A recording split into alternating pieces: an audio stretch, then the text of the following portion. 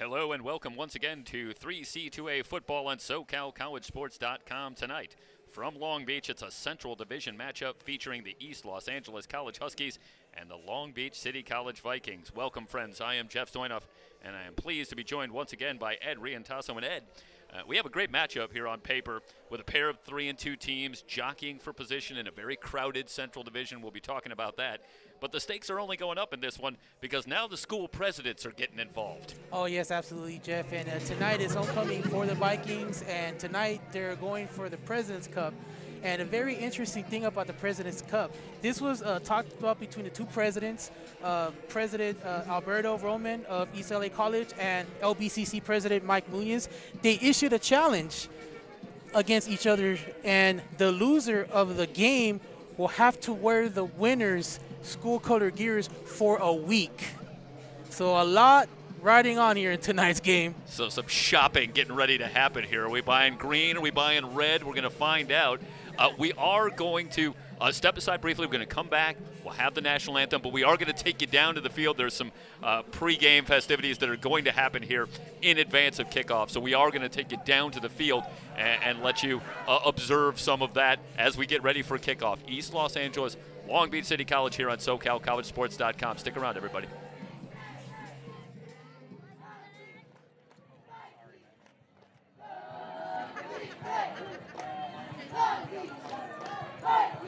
Do you want me to get the cheerleaders or stay on the shot?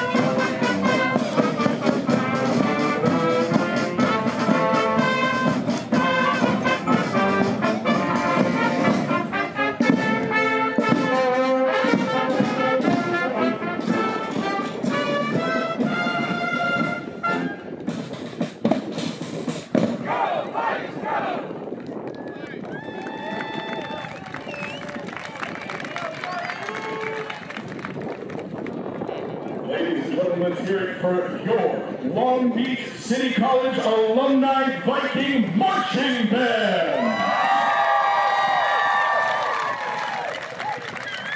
We would like to take a moment to honor the Board of Trustees for Long Beach Community College District, Trustee President Perlinda Chico, Trustee Vice President Vivian Malaulu, Trustee Uruak Joe Intook, Trustee Sunny Zia, Trustee Virginia Baxter, and Student Trustee Emma Manetta. And fans, please welcome to the field Superintendent President Dr. Mike Munoz. Dr. Munoz is a nationally recognized as a transformational leader and has led Long Beach City College since March of 2021. Dr. Munoz is a proud product of the California Community College system. Because of this life-changing experience, Dr. Munoz has made it his mission to close racial equity gaps for students of color and create inclusive campus cultures for LGBTQIA+ students. Dr. Munoz has a vast vision for Long Beach City College's bright future. Thank you, Dr. Munoz. You guys are captains, right? You guys are leaders, right? You gotta get a lead on the guy's field. If you have any problems with your team, you talk to your team. Tonight's officials feature referee Scott Carroll, umpire Anthony Kelly, head linesman Frank Fontes, line judge Will Schill, field judge Charles Mershop, side judge Brandon Baker, and back judge Anthony Finney. ELAC, they win the toss.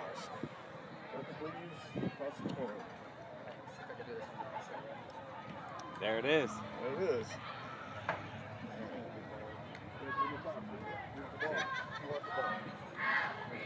Which way do you guys want to kick? Kick that one?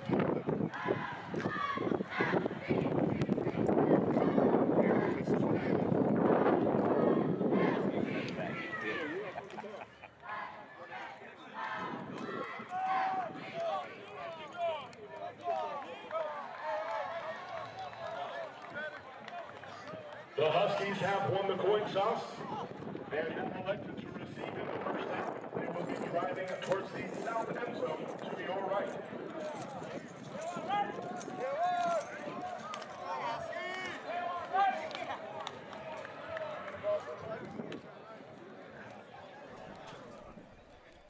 The Huskies have won the toss and have elected to receive, so we're just a few minutes away from opening kick here. A lot on the line in the standings, a lot on the line in terms of wardrobe, but we've already covered that. But Ed, the Central Division, I know it's early, but it's already still very crowded at the top, and Long Beach still very much in the mix, as is East Los Angeles. Yeah, you're right, Jeff. There is a dogfight going on in that conference right now. Everyone's trying to catch Golden West, coming in at 3-0.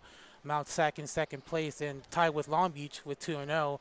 And keep in mind, Mount Sac still has to play Long Beach later on, so that could be a factor right there going into the final stretch. So much to be decided. Mount Sac in action tonight. They're taking on Cerritos. That's a very familiar rivalry. You could throw out the records when those teams meet, but Cerritos 1-1, East Los Angeles 1-1. So all of a sudden, you know, there's some results here where you could have 4 teams at 2-1 all looking up at Golden West. So 5 teams very much still battling, even though it's early. So the Huskies will have it first. And let's talk a little bit about the Vikings. Coming in, dropped their first 2, won their last 3. Sophomore quarterback Will Madonna continues to impress here in his sophomore year. Oh, yeah, he's playing excellent football, Jeff. If you look at him this week, you know, against Cerritos a couple weeks ago, he threw for 374. He had 3 touchdowns. Yeah, he threw 2 picks, but he is doing exceptionally well for this Vikings offense. He's thrown for 1,500 yards, 18 touchdowns, and only 4 interceptions. And when you throw more touchdowns and interceptions, you have a good football team. You have a good quarterback. And one of my key players to view tonight will be Will Madonna. Let's see if he can get this offense going, because going back to last year, the Huskies out-yard the Vikings 407 to 204. So if you're not on the field a lot in offense, you're not going to win this game. Yeah, talking about Will Madonna, we talked to Brett Peabody this week, and you can talk about he can make all the throws, the numbers, but the first thing that Brett Peabody talked about, exceptional leader for this team as a sophomore. I asked him, what does that mean? And he said, takes accountability, has the respect of his teammates. So he really brings it all for this offense, and he is the unquestioned leader from that quarterback position. And that's right, Jeff. When you have a good quarterback who's playing very good football. He is very fun to rally around, and his players are playing hard as well for him. This whole Viking team is playing hard. As like you said, they started 0-2. They won their last 3. Also, in that 3-game winning streak, they've outscored their opponents. And I'm like very flawed to this. 137-40 in those 3 wins in a row.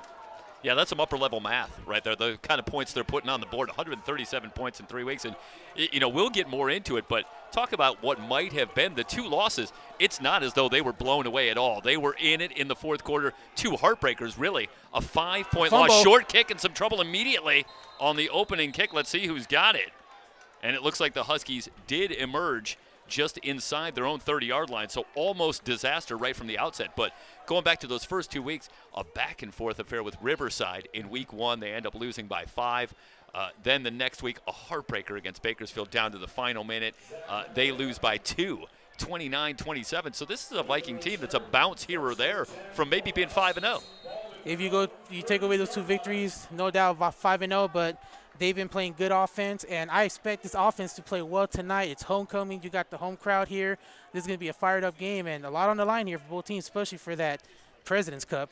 Frank Alvarez will start at quarterback. Both Alvarez and Trillian Harris figure prominently in the plans for the Huskies offensively. Alvarez, who saw a lot of action a year ago as a freshman, empties the backfield on 1st and 10. Has the snap, quick throw looking for DeGabriel Floyd. Floyd, a spectacular player. He's going nowhere on this play, but a spectacular athlete and player for this team. A fascinating story about Floyd, who's a bounce back from the University of Texas. Mm-hmm. And both coaches' interests very much mirroring each other. When we talked to Bobby Godinez earlier in the season, he talked about DeGabriel Floyd, made a reference that, in his opinion, he's the best player in the SCFA. When we talked to Brett Peabody, one of the first things he talked about was their great defensive end, Luke Tamalatai. And he said, Luke Tamalatai, to me, is the best player in the SCFA. So 2 sensational athletes to watch here tonight in DeGabriel Floyd and Luke Tamalatai. Alvarez, deep drop, steps up, hit as he throws, and overshoots his target. And it's quickly 3rd and long for the Huskies. And DeGabriel Floyd is going to be one of the spotlight players tonight. He's the team leader in rushing touchdowns. He's rushed for 12 times, 92 yards, and 7 touchdowns. He is actually more of a red zone running back. So when they get into the red zone, expect him to carry that load, move that offensive line, and get 6 points on the board for this Huskies offense. The Huskies converting on 3rd down at 37%, but this is a tough one at 3rd and 13. From their own 27 opening drive, the Vikings and the Huskies on SoCalCollegeSports.com.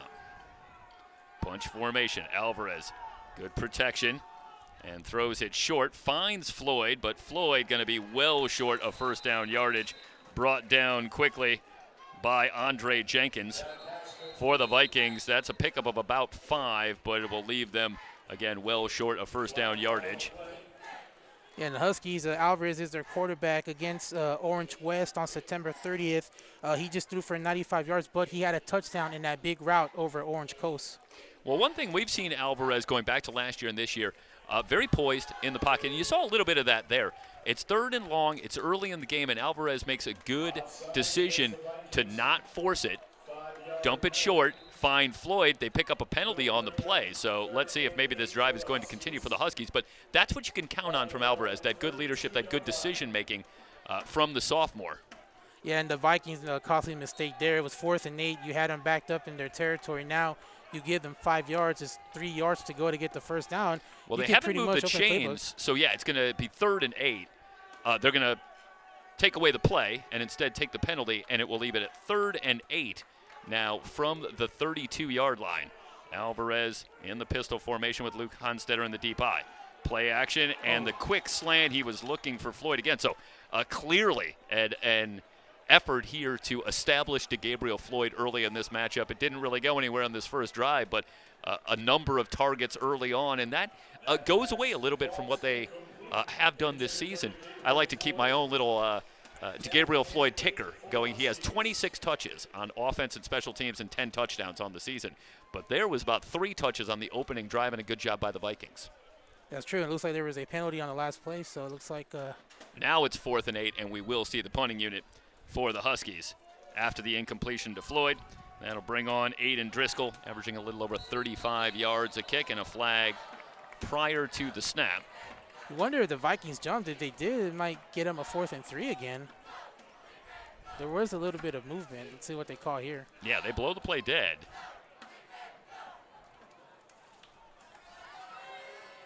And this one against the Huskies. That's not going to make the coach happy. You know, Jeff, last year when these two teams played, the Vikings had 12 penalties for 119 yards, and the Huskies had 19 penalties for 179. We talked about earlier, they had to play clean football here, and that's not a good start right there. Good snap to Driscoll, who gets it away. Line drive kick. Going to be taken at the 30 by Jaquavian Caldwell, and he gets a couple of yards on the return. They'll spot it at the 32, and that's where the Vikings will have their first possession, and we'll see Will Madonna for the first time tonight.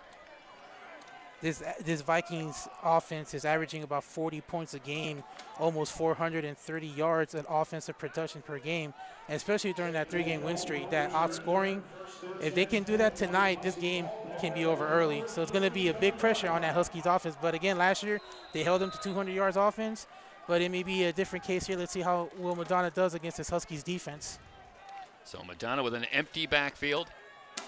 5 receivers on first down. They're going to screen it out on first down, but this well diagnosed and a loss of a yard on the play. Quickly there, looked like Tymir Jackson, Zach Camarena, a pair of outstanding linebackers for the Huskies. And they get on that play quickly. And it's going to be hard to go east-west with this Husky defense, especially with their talented linebackers, and now it's 2nd and 11. Yeah, this could be an offensive production because the Huskies defense have given up a lot of passing yards, but their rushing defense is pretty good. Blitz coming, quick throw from Madonna.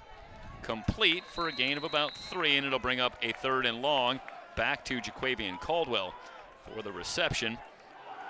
And now it's the Vikings facing a 3rd and long. They've been very good on 3rd down this season, converting at 49%. This is a 3rd and 8 from the 34.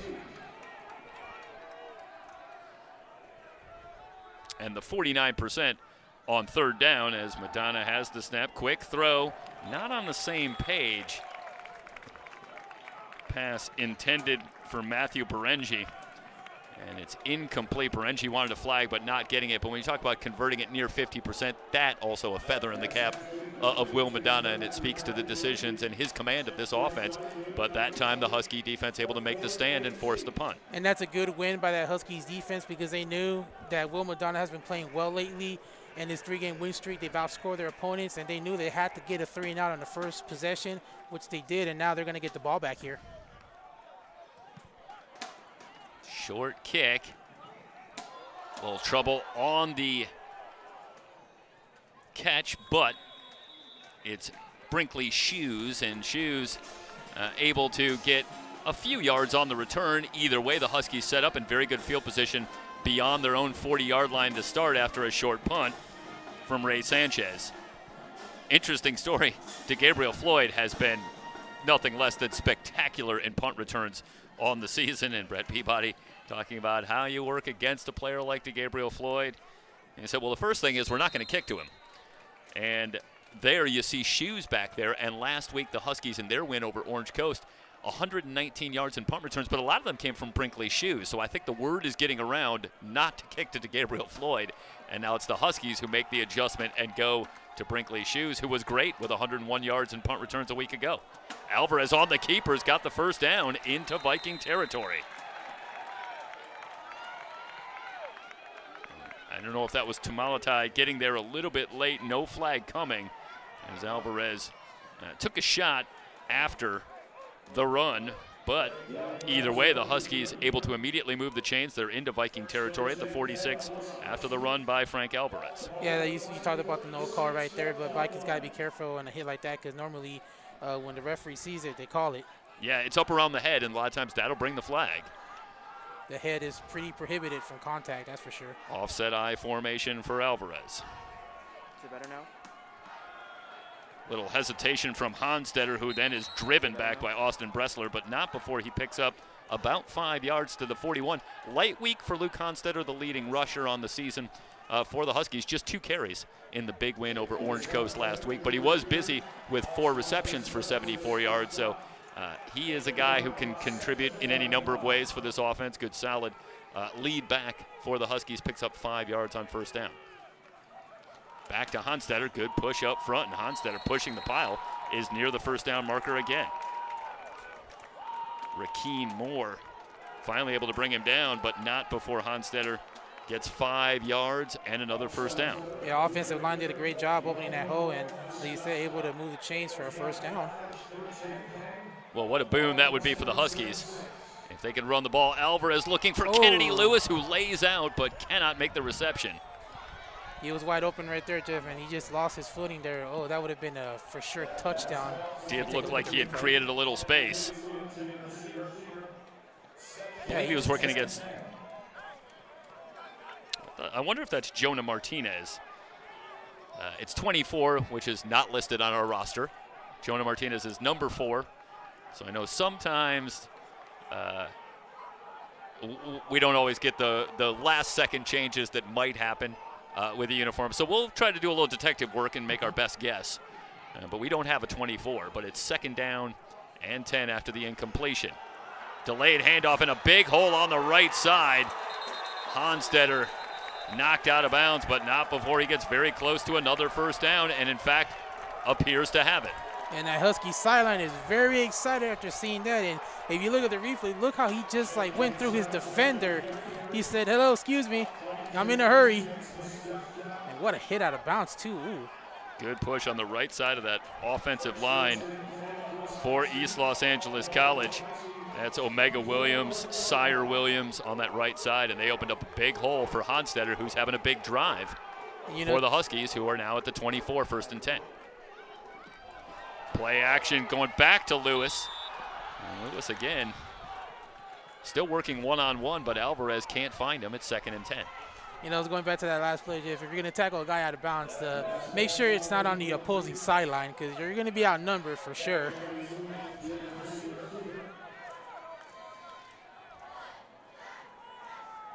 Yeah, there you see just that little flick from Alvarez, and that's a tough throw to make. Yeah, kind of off the back foot from Alvarez. It looked like he threw it there in a hurry, and he missed him by about just maybe 2 or 3 yards.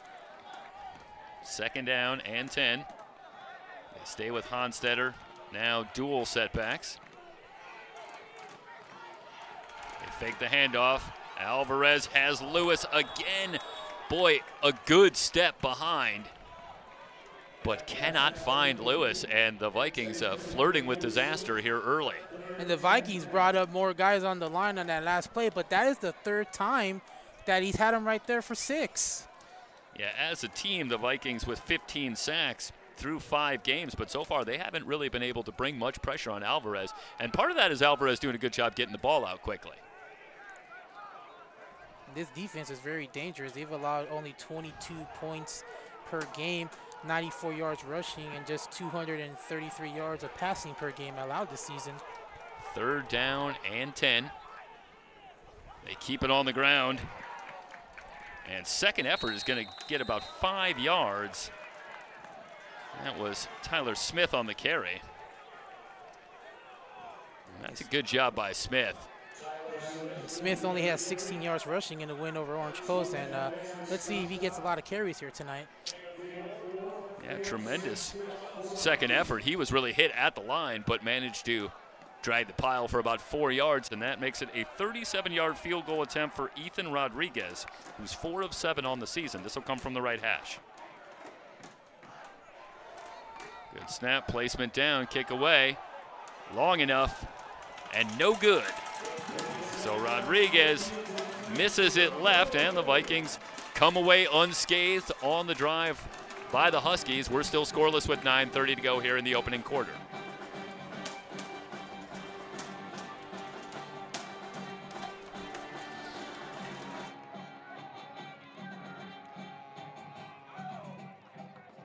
What's up? Dude, nothing happens. I've been trying to move the joystick. Oh, there's a button in the middle. I had to press that. Oh, shit. It's fixed. You know what it was doing? It was auto-calibrating. Carry. Kanye Hunter. And a pickup of about a yard, maybe 2. And Brett Peabody, very frank, said, we're going to need to run the football. And that has been a struggle for the Vikings overall as a team this season. They're well under 100 yards a game on the ground as a team, averaging just 3.5 yards a carry. And Hunter only had 15 yards rushing against Cerritos in the last game, but he had a fumble as well, and he didn't really run the ball after that. He only had 8 rushes in that game. 2nd down and 8 from the 31. Play action for Madonna has Caldwell streaking down the middle. Tripped up by Trey Coburn, and that might have saved a touchdown, but that is the first big play for the Vikings. And it gets it into Husky territory. What a throw by Madonna. And he did a good job being wide open there as he went past double coverage. Well, he could have gotten a touchdown, but it just shows how strong and powerful he is after catching the ball. Yeah, how much have the Vikings dominated in terms of offense throwing the football this year? Their leading rusher on the season is Caleb Jackson. Nearly picked off, and it is picked off. Tipped and intercepted. The Huskies forced the turnover. It was DJ Shanks who ended up with the football. That was tipped initially, and it ended up with Shanks, and just like that, the Viking drive is halted. And again, it was tipped and it was intercepted, and so far tonight, 7 minutes in this game has been nothing but a defensive chess match. As you see, it was tipped by the defender and it was picked off. Yep, absolutely. That was Dre Towns, the defensive end. That's a great read by Dre Towns to drop back, sense that play, gets his hands up, and ultimately tip that ball, and Shanks ends up with it. First turnover in the game, and it belongs to the Huskies, who will come away with very good field position. Just to finish the point, 154 yards. The leading rusher, Caleb Jackson, 5 receivers have 154 yards or more for the Vikings. So they have been a little too one-dimensional as an offense so far. Caldwell is one of the receivers. He's got 18 catches, 267 on the season, but a costly turnover here for the Vikings. And Trillian Harris with his first throw, and it's dropped.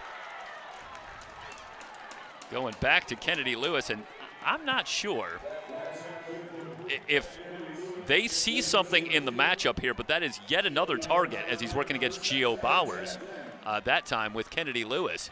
But a number of targets early for Lewis over on that right side, but that one just dropped, and it brings up a 2nd and 10. And we mentioned that's the 4th time they went for him on the big play, and he hasn't been able to catch it, either overthrown or it was just went past his hands. Yeah, no catches right now for Kennedy Lewis. So they may see something, but they haven't been able to take advantage. Harris on the quarterback draw finds a lane. He's got the first down. Brought down by Abrego, but not before Trillian Harris finds running room up the middle and into Viking territory at the 43. It's a 12-yard run for Trillian Harris. Yeah, you look at Trillian Harris out of Mission Viejo. He's got the size of Ben Roethlisberger, who he can actually run the ball and take a hit and give a hit as well. Yep, big and talented was the word we got from Bobby Godinez. Described him as more of a pocket passer, but looked pretty comfortable running the football there on the design draw and using that big body to pick up 12 yards. Harris with the pump fake and a run again. Bressler with the hit, but Harris able to bounce off before Abrego finishes him off. But Harris, with about 8 yards, creates a 2nd and short midway through the first quarter. Yeah, and Harris has 13 rushing yards on the season, and it looks like he may have passed it in those 2 plays. 2nd and 3. So we saw Alvarez for the first couple of drives, and this has been the standard operating procedure here for the Huskies for much of this season. You'll see Alvarez, you'll see Harris. I would hasten to wager we'll see Alvarez again before the night is over. It's tough when you have 2 quarterbacks because you don't know who to cover. Smith with a good hole up the middle. He's got the first down. Tripped up by Hagen Foreman. Tremendous sophomore safety for the Vikings, and he saved a good 15 yards or more right here. Smith has that. Oh, let me correct that. Foreman came in at the end, but that was actually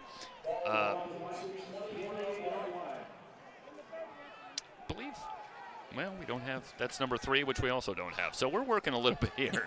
Might have to bring up the roster here on the computer screen and check some of these.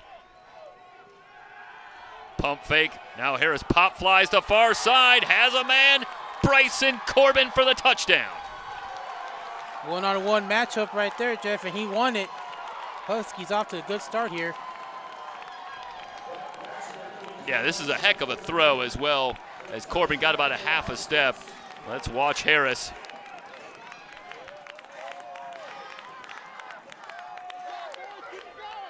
Yeah, Corbin one-on-one. Yeah, and able to get some separation, and Harris drops it in. Yeah, he went up against Javon Curry, and he just went past him and just right after the snap. Yeah, no help for Curry over the top. He's out there on an island, and Corbin was able to get beyond him.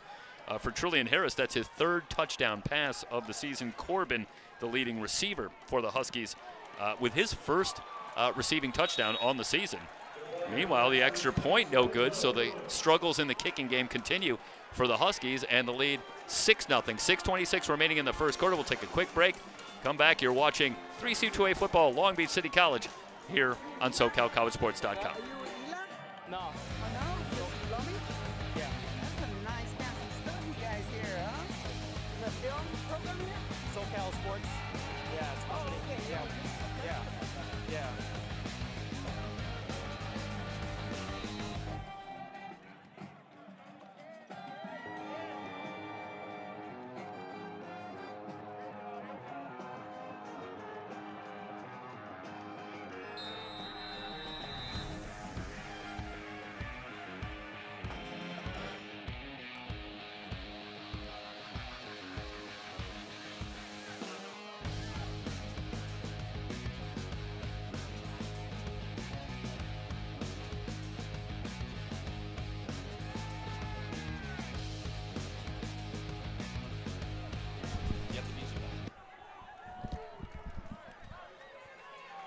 Huskies kick it away after the touchdown pass. Harris to Corbin. And now Caldwell finds some running room on the far side. Caldwell out to the 35, bounces off a tackler, and finally forced out of bounds just short of the 45. So a big return for Caldwell as the Vikings will try to answer back. They'll start with good field position at the 43-yard line. Yeah, I want to talk about that last possession by the Huskies. They went down the field. They had open opportunities to get big plays and, you know, the overpass to Lewis, but yet they were able to finally get in the end zone, and they're off to a good start. But I'm a little concerned about the kicking game. They already have a missed field goal, and then you have an extra point block. That's about 3-4 points off the board. You just can't leave points off the board in a contest like this. Will that come into play later? It's funny how it usually seems to. Madonna with some trouble on the snap, and now just has to eat it and take a 3-yard loss. It'll be 2nd down and 13. So after the big return by Caldwell, the Vikings stubbed their toe somewhat here, and now they'll have a 2nd and long. And the Vikings have been able to move down the field. Will Madonna's had thrown the ball. He just had that costly interception. But now they're in this position where they got to answer back here. You don't want to give up the ball with the momentum on the other side of the field. Trayvon Thomas might have jumped. This could be a free play for Madonna, who looks deep on the right side. And the pass looked like he was heading for Caldwell over there on the right. And it's incomplete. But let's hold here because this should go against the Huskies. Yep. You could hear the hard count from up here just watching Trayvon Thomas jump off sides, and it's a 2nd and 8. Yeah, Trayvon was the one that jumped off sides, and he was very frustrated when he got caught. You saw on the replay. And now some movement again as Camarena was coming on the blitz. And this another free play, so Madonna takes a shot downfield. It's incomplete. He was looking for Kyle Miller.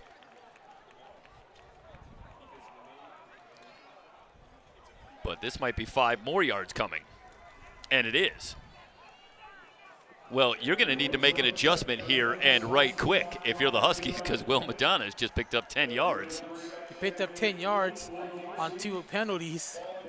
I think the Huskies are getting a little frisky on trying to jump earlier or not, but that's twice now. You said now it's a 2nd and 8 now. 2nd and 3. Second and Yeah, three. we lost one in there, but it was 2nd and 13, but back to back. They almost jumped again. Offsides calls against the Huskies leaves a 2nd and 3. They almost jumped again too. Well, you can be sure that Madonna's going to stay with it as long as he feels like it's working. 2nd down carry goes for a couple yards for Kanye Hunter. Floyd along with Juan Caldera. And they're going to say that Hunter did get 3 yards and about 2 inches when he needed 3. And that's not what the Huskies needed. They gave up 10 yards in 2 plays, and they moved the chains, and now they're in Husky territory. Yeah, you catch the break on 1st down with the trouble on the snap. You get a 2nd and long, but then they let the Vikings right back into it with the back-to-back penalties. 1st and 10. Quick pitch on the inside. That one's loose. Huskies first to get there. They've got it, but hold everything. They're going to say this is incomplete. Yep. I think that's a good call as they were looking for Matthew Berengi on the quick toss inside. That does go down as a forward pass, and we'll watch one more time here, but it looks like Berengi never really has it. That is a good job. Yeah, that's a good call. It looked like Madonna threw that shovel pass really quick there, and you notice in the pros they usually don't do that in the AFC because of the defense. Well, it's a little bit of a bad break for the Huskies. Tim Fleischhood, you can see him there, gets there so quickly that he ends up knocking that ball off his shoulder pad. Another flag down, throw over the middle, complete for a 1st down for the Vikings. Going back to Berengi. But if Fleischhood gets there a little bit later, maybe Berengi has a little more control of that football, and they do get the fumble. And it looks like this is going to be on the Husky. They jumped off sides again. That's the watch 3rd time one on more this time. drive. Yeah, and there you can see that, the telltale head movement there as he's really emphasizing that call. And right now he has got the Huskies jumping. And I'm not sure what's going on the Huskies defense, but that's 3 times in this drive that you gave a free play. And then for Matthew Berengi, a good job. He redeemed himself after missing that shovel pass, got big yardage here. And how about this? The Huskies take a timeout. So this, you've got to believe this is something that they're talking about, because that's 3 times on this drive. And it's enough of a problem that you could speculate here that the Huskies even took a timeout to address it. Didn't even want to wait. No, you got to regroup, especially when your back's against the wall. You did get a score, but you missed the point after, and now the other side of the football team is going down the field for the Vikings, and they had to recoup, take that timeout, and say, look, guys, we're kind of messing up here. We just got to keep our heads in there and keep playing our style football. And looks like that timeout may be beneficial for the Huskies. 4 wide receivers to the right. Kyle Miller solo to the left for the Vikings, who have it at the Husky 24, 1st and 10. Play clock at 15, so plenty of time for Madonna. Huskies have 3 defensive line at the skirmish line. And they'll rush 3.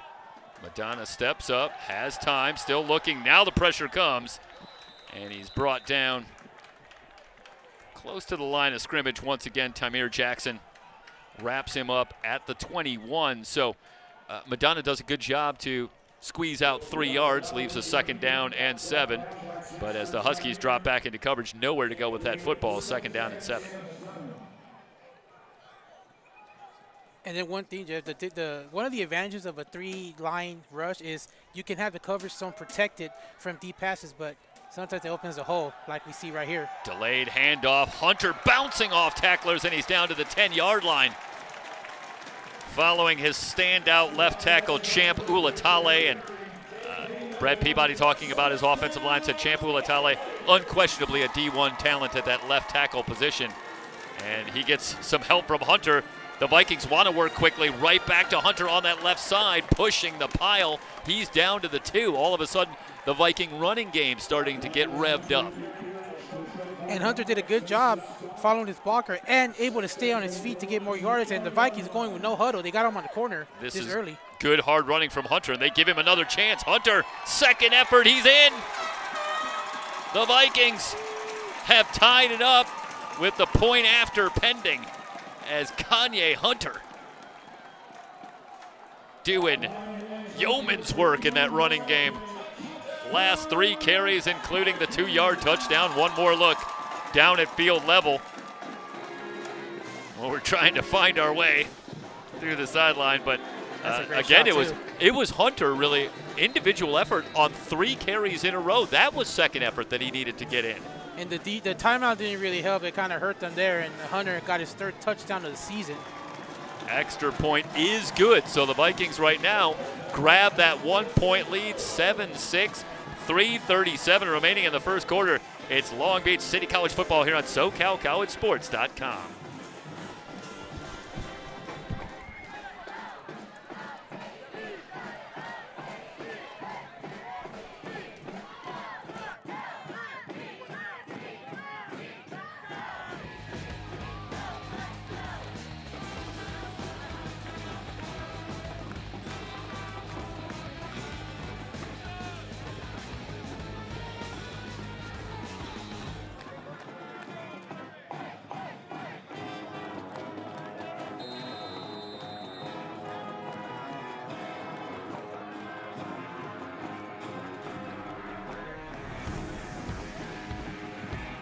Short kick taken at the 35.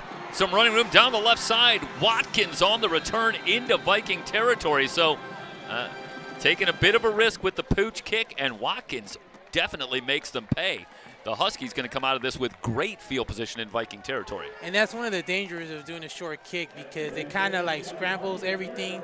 It confuses players. Players are not running under assigned lines, and you see good field position for the Huskies. And now they are on the other side of the momentum. The Vikings have it, and they're down by 1. Let's see what they could do this time around.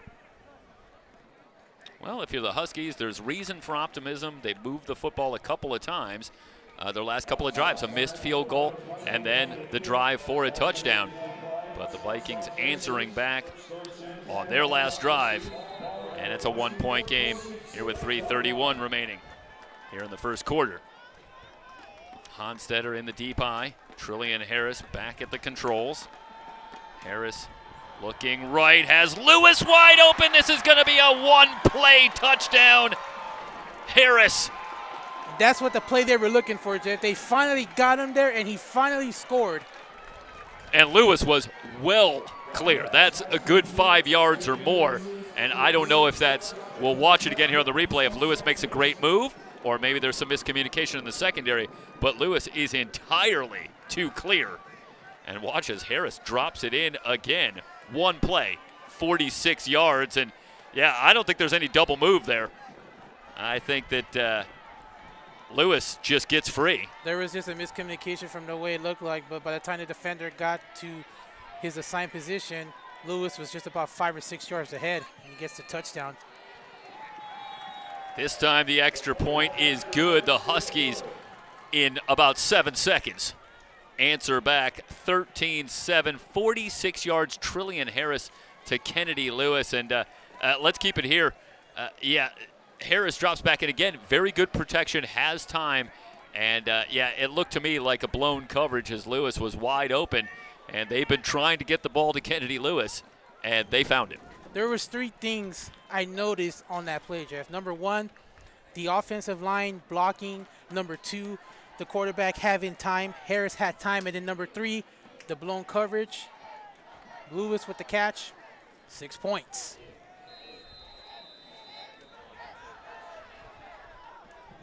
So the Huskies will tee it up, and after the defenses stood up in the first couple of drives, now the offense is going. That's 3 straight drives between the 2 teams with a touchdown. And are we going to have a shootout here tonight in Long Beach? You know, did I mention that at the top of the broadcast, or was it defense?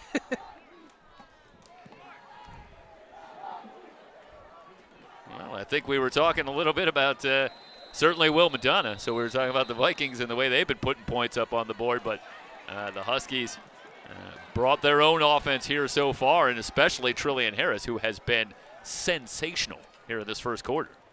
And you go back to last year's matchup between these 2 teams. It was a close game throughout the whole entire 60-minute contest. The Huskies came away with a close victory over the Vikings, and right now, this early in the contest, it's a back and forth. Some mistakes were made. Huskies defense struggled on that last possession. Now let's see if they're able to catch that momentum from the offense, get this powerful Viking offense off the field, and try to run some clock here. Yeah, Trillian Harris, 2 of 3 for 74 yards and 2 touchdowns. Madonna flicks it out in the flat and completes out past the 30 to the 31.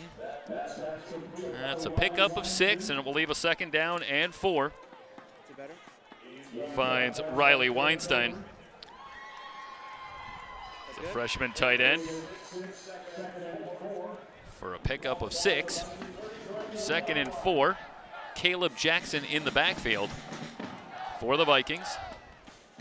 And it's Jackson who gets the call, following his right guard. Little cutback, and Jackson now pulling the pile, has the 1st down and more. Out to the 42, so the Vikings immediately get the ball moving. Now they're backing things up. They're going to spot at the 39, it looks like. No, even further back. Looks like there's a flag on the Yeah, there's going to be a flag. Okay.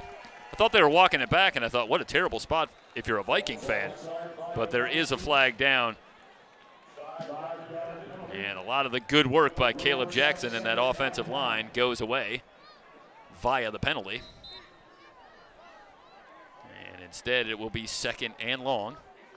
And that's something you don't want to have after giving up a big play, committing a penalty, and now you're 5 yards back.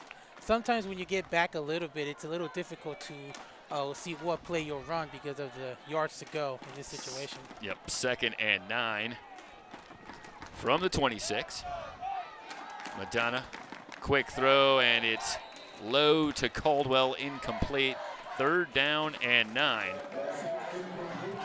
And now a chance for the Huskies to quickly get off the field with this 6-point lead. And like I said in the last play, 2nd and 9 after a penalty. Now you're in the position where you have to pass and you try to get that 1st down. And let's see if the Huskies will bring in pressure. Looks like they're going on a 3, no 4, maybe a blitz here. Let's see how this goes. Vikings just 0 of 1 on 3rd down so far here tonight, facing another 3rd and long. 3-man rush here. Yeah, Jackson now starts to creep up. Some movement again. It's just another free play. Madonna deep in the pocket. He's going to be sacked. Dre Towns gets there for the sack. East Los Angeles. And no flags are down, so this is going to bring up 4th down. But East Los Angeles, 4 sacks last week in the win over Orange Coast. And they can get after you on that defensive line. Dre Towns, a terrific athlete at the defensive end spot, and he was able to get to Madonna despite bringing just a 3-man rush. And how do you like it if you're a defensive coordinator and you can rush 3 and still get to the quarterback? Sometimes there's abilities to do 3-4 defense, and that was one of them. Punt taken at the 42. Floyd ramped up, now absorbs a big hit but holds on to the football. So good job defending to Gabriel Floyd, who has been a terror returning kicks, but the Vikings up to the challenge that time, holding Floyd to nothing on that return. Nonetheless, the Huskies do come away with good field position at their own 41-yard line. Now there's a chance for the Huskies to send a message here, show that their offense is better than the Vikings offense. Now the Vikings are now in a tough spot. They have to get this offense off the field. Otherwise, they might face some big problems early on here in the game. Yeah, you would love to create a little separation, get a 2-score margin going, and really put some pressure on that Viking offense. Quick pitch. Floyd on the run out of bounds. Gain of about 3. Gio Bowers, Rakeen Moore, able to force him out of bounds.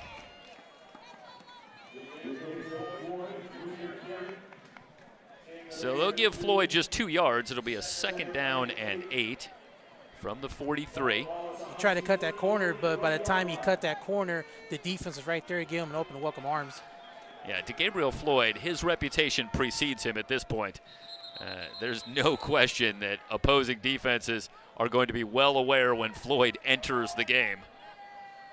And the Vikings have done a good job. And it's, when we talked to Brett Peabody again, mentioned Floyd, especially in the kicking games, that we definitely want to kick away from him, but said we know he's very good running the football, but we've been good defending the run all season long. So we feel like we're okay there. We can compete in that area, but did want to be very careful in terms of Floyd's ability to return kicks.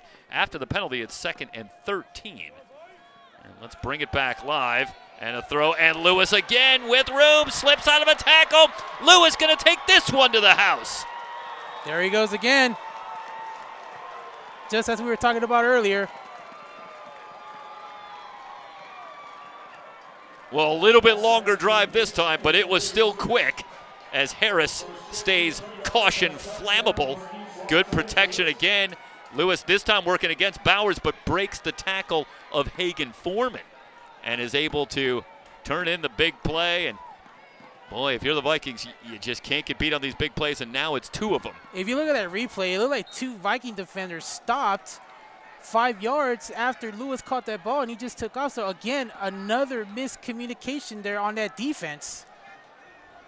19-7.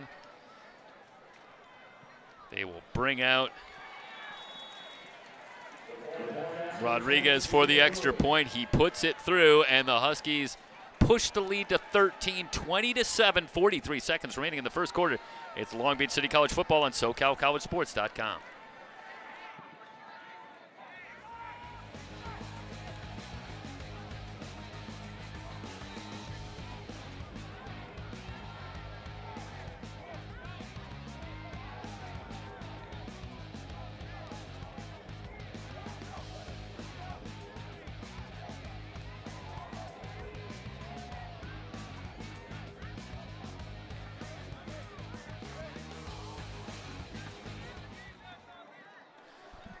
Quite a response from the Huskies, and after the Vikings grabbed that all too brief 7-6 lead, the Huskies, big plays, Harris to Lewis on back-to-back drives, throw in a good defensive stand, and now they've got this 13-point lead. Yeah, and that's the 2nd consecutive drive that Lewis has scored on a touchdown. The last one was a 46-yarder. This one was a 62-yarder. So again, Vikings defense has a lot of work to do, and now they're down 2 scores this close to the end of the first quarter.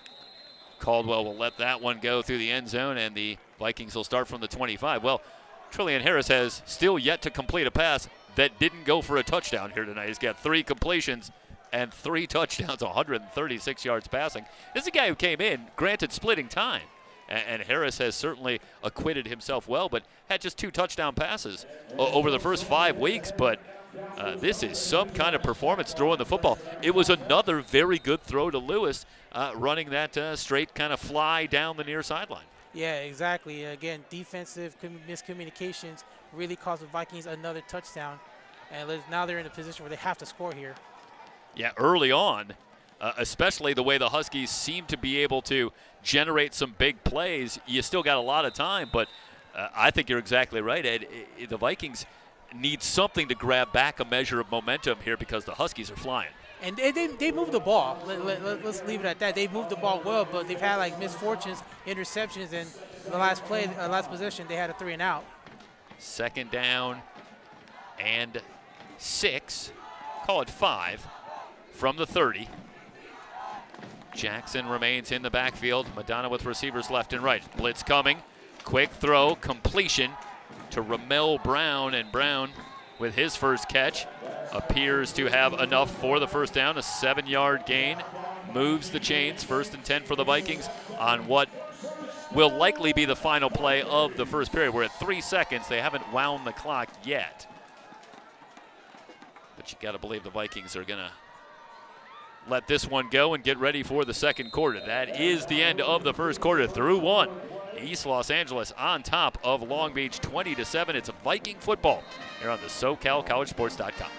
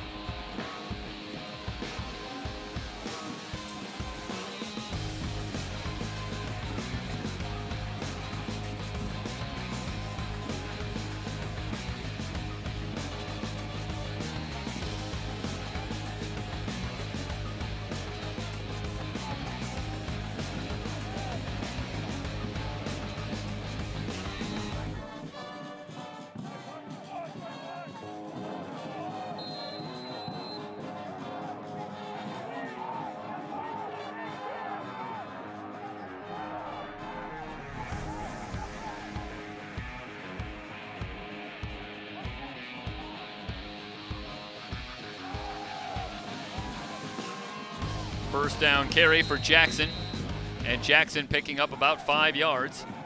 Bring up a 2nd down and 5, and the Vikings, after a very slow start running the football, starting to pick it up here. As the game has gone on, we saw the good work by Hunter for the touchdown, and now Jackson having some success, and that would certainly be a great sign for the Vikings, who've got to travel a little bit uphill to get back into this one. Yeah, they have to. They're down big here. They gave it up 2 big plays on defense, and now this offense has to answer back with a score. It's been a Viking offensive line that has faced some turmoil this season. Jackson with a head of steam on the left side, whipped down by Damari Harvey after a gain of about 5 yards. He's going to be a little bit shy of the first down. They'll give him about 4, and it'll be 3rd and a long 1. The Vikings lost 3 big contributors on the offensive line before the season even started. Elijah Thomas, Joseph Rodriguez, London Tumalatai, all figured prominently for the offensive line this season, all gone for the year. So this is a unit that was in some disarray early, but has really solidified nicely as the season has gone on. Quick throw to Brown. Brown looking for a block. Hit and brought down by Floyd, but that is good enough to move the chains as the Vikings move into Husky territory at the Husky 49. They'll have it 1st and 10. Yeah, and I'm looking at the stats here so far in this first quarter. Both teams have run the same amount of plays, but the Huskies have a 204 to 105 advantage in total yards. So that passing game recently has picked up well for this Huskies offense. Yeah, the big play has definitely been a storyline. Kennedy Lewis going to town here in the first half for the Huskies. Hunter back in the game, initially stopped, now finds a lane. Tripped up near the first down marker. He's about a yard shy. DJ Shanks moving up. Watch here as this is initially broken up, but good job by Hunter. Just continues to move his feet. Hunter and does find a some good running job. room. He Yep. does a good job in looking for those holes and just getting in there to get yardage and move the chains, and they're close to a first down here. 2nd down and 1 at the 40. Madonna looking left. Oh, yeah. Looking for Berenji, working against Shanks, and the pass incomplete. Good coverage by DJ Shanks, and now it's 3rd and 1. Just a moment ago, the Vikings able to convert on 3rd down on a 3rd and short. They're 1 of 3 on 3rd down so far tonight. You know, we were talking about Lewis earlier, and so far in this game, he's had 2 catches, 108 yards, 2 touchdowns. He's averaging 54 yards a catch. That's not up too much from his season average, which is well over 20. It's 21.9 coming in. A little hesitation from Hunter. Flags come in. Hunter preliminarily has enough for the first down. But let's see what the call is. This is where you might see a hold. It'll be a big blow if this is against the offense because they had the first down. And Let's watch one more time. Yeah, this is going to go against the Vikings. So take the first down off the board. And instead, it will be 3rd and 11. Looks like that was number 52, Nick Villicana. Yeah, Nick Villicana. Went a little rough right there. Yeah. Villicana, interestingly, the unquestioned leader of this offensive line, does a lot, or does all of the calls in terms of protection at the line. So they really entrust Villicana with a lot. The blitz coming. Madonna in some trouble as Floyd right on his tail. And Madonna is hot after that play. A very late flag comes in, but that was a delayed blitz from DeGabriel Floyd. He did not see it coming. Will Madonna did not see that blitz coming, and it looks like they're going to get Madonna for intentional grounding because he was way outside, and he threw it to avoid the sack. Yeah, and that's going to be a big call because he was well back. Floyd had him in all kinds of trouble, and yeah, you wonder if that was not a missed call in terms of protection, as we were just talking about, as Villicana had moved off to the side, and Floyd came unblocked. And you mentioned Will Madonna was really upset after that. He felt that he was hit late. Is that, yeah, we don't know, obviously, what he was about. It looked like he was talking to his team more so than the officials, but we can't say for sure either way. I'm not sure if he was either upset at the refs or something they missed, or he was upset at his line. The kick away as the Huskies will get it back, leading by 13. Fair catch signaled for and made. And the Huskies will come away with the ball at their own 31, 11:57 to go in the first half. And now pressure starting to mount on this Viking defense that has to turn the tables here. First and foremost, they've been beaten the last couple of drives on some big plays, but now they need to keep their offense in this game. They're down 13. You mentioned Lewis, we mentioned Lewis has 108 yards on 2 catches, but that last possession shows, Jeff, that the Vikings are struggling on offense. Now you have a penalty that killed your drive after getting a first down.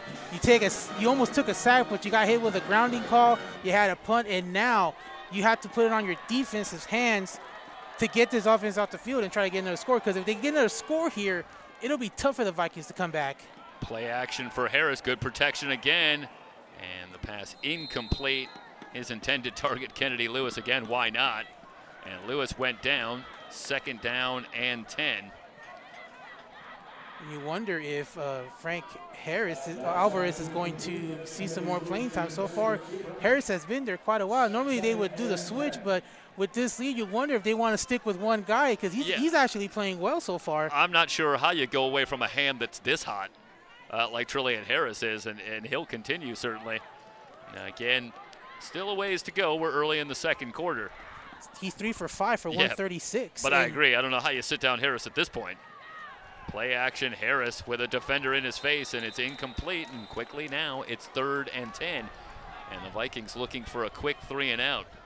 Now, if you're the Vikings defense, your best bet right here is to put pressure on Harris because he can run it. We've seen it. He can run, he can take the hits, he can give the hits, and he can really move the ball. So you want to keep him in that pocket and put pressure on him because this is one chance here where you could get back in this game because if they get another first down, you know, they could do some real damage in this drive. And this is where you'd like to hear the name Luke Tamalatai if you're a Viking fan, and we have not called that name much tonight, and that is to the Huskies' credit. Blitz coming, and now they've got the sack. And the ball is loose. It was Tumalatai among the first to get there, along with Bruce Mamea. And they ruled it a fumble. Vikings got it. And it is a fumble, so the Vikings, who were +6 turnover differential on the season, have evened it up tonight as now they force the turnover, and they'll have a short field. And that's what we were talking about right now, Jeff. That's exactly what you were just saying. And let me give you the big picture. You got a sack, a fumble, a recovery, and now you got the ball at the opponent 25-yard line. Yep. Now you have a chance to get back in this game. And who did we mention? Luke Tamalatai, and he gets there. 6 sacks on the season. Make it 6.5. If you're going to make an appearance, that was the best time for him. Yeah. Well, that was a big moment for a big-time player to make a big play. And that's what that defense really needed after getting burned in those two drives. And it looks like there was a penalty. Oh. So immediately, 5 yards for the Vikings, and it'll be 1st and 5 from the 20. And add insult to injury, 12 men on the field. It looks like someone wasn't paying attention, and that's really going to anger a coach. The Vikings in the red zone this season, scoring at 68%. That's 33rd in the 3C2A, so they're about middle of the pack. Madonna under pressure, tries to throw in underneath, and it's incomplete. I think the Huskies were kind of paying attention on that Vikings defense because they brought up a little bit of pressure on Will Madonna. He just had to throw it. Tim Fleischhood had the coverage as they were looking for Elijah Lewis. 2nd down and 10, or I should say 2nd and 5 after the penalty from the Husky 20. Vikings looking to break the Husky scoring run, tighten things up. 2nd down, handoff, Hunter able to slip out of one tackle, but not away from Zach Camarena. Camarena, heart and soul of this Husky defense, the sophomore linebacker. And a very sure tackle on Kanye Hunter, who has proven so far tonight to be difficult to wrap up. Hunter did a good job getting out of the first tackle, but he had a guy named Zach Camarena waiting for him. He says, hello, pleased to meet you. 3rd and 4 and a big 3rd down. One thing you don't want to do is turn the ball over because you do have an opportunity to get 3 points.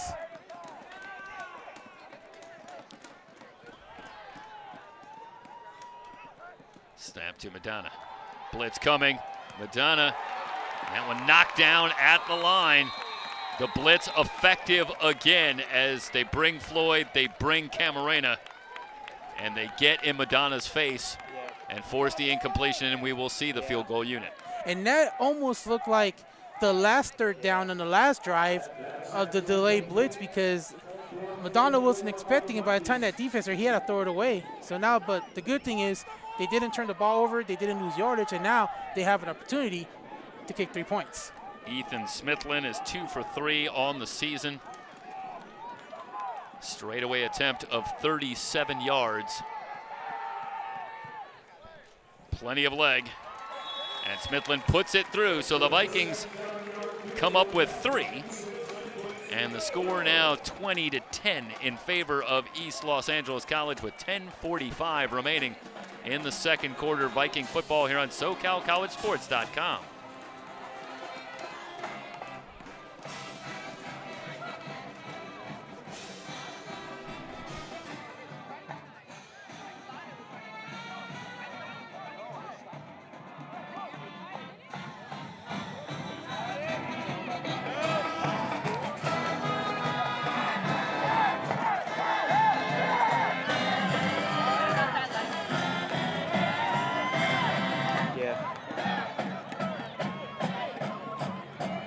Good news, bad news if you're the Vikings. I think, Ed, after the turnover, you get the 3, but I think the Huskies will take that after they cough up the ball, and they still emerge here with a 2-score cushion at 20-10. Well, it's good news for Huskies, but bad news for Vikings. Good news for the Huskies, they stopped the threat, and they were able to allow 3. The bad news for Long Beach was they had an opportunity, but they were not able to move the ball in that drive. Floyd on the return, slips out of a couple of tackles. Now he's finally wrapped up. Short of the 45. They'll spot it at the 42, but Gabriel Floyd just eats up yardage so quickly. That is one dangerous player returning that football, and you got to wonder if they're going to find another way to avoid him getting that ball, because sooner or later he might run the big one home. Yeah, I mean, he was never really in the open field there, and somehow he went from about the 15 to the 42 to get it out. Very good field position for the Huskies with 10:37 remaining here in the second quarter. Now, if you're the Long Beach City College Vikings, there's another objective. Get off the field again and get your offense back out there. Yeah, keep an eye on Luke Tamalatai in the middle of that defensive line. Quick throw from Harris out to Honstetter, who juggles but makes the catch. Ricardo Abrego, the first to get there. Pickup of about 3. We'll bring up a 2nd down and 7. Jagger Mosqueda able to finish off Honstetter as well.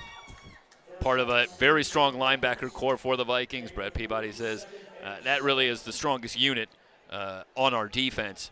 Mosqueda, Bressler, Jamarlo Campbell. We haven't talked a lot about him here tonight, but it's a very talented and athletic linebacker core. Play action, leaping catch is made for the first down.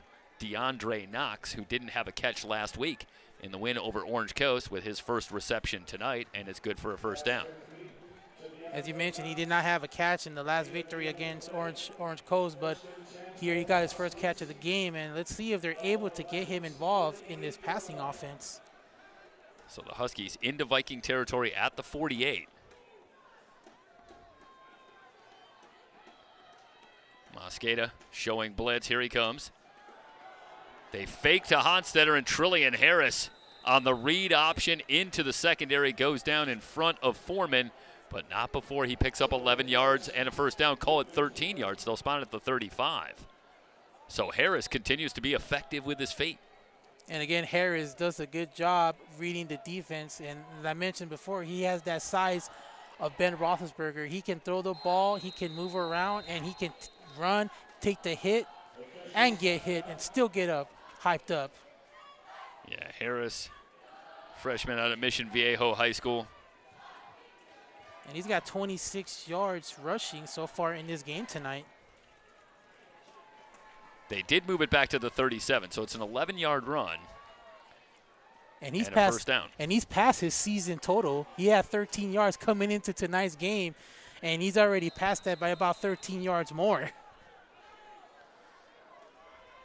And it looks like the Huskies are still going to stay with him at quarterback. 4 receivers with Honstetter in the backfield.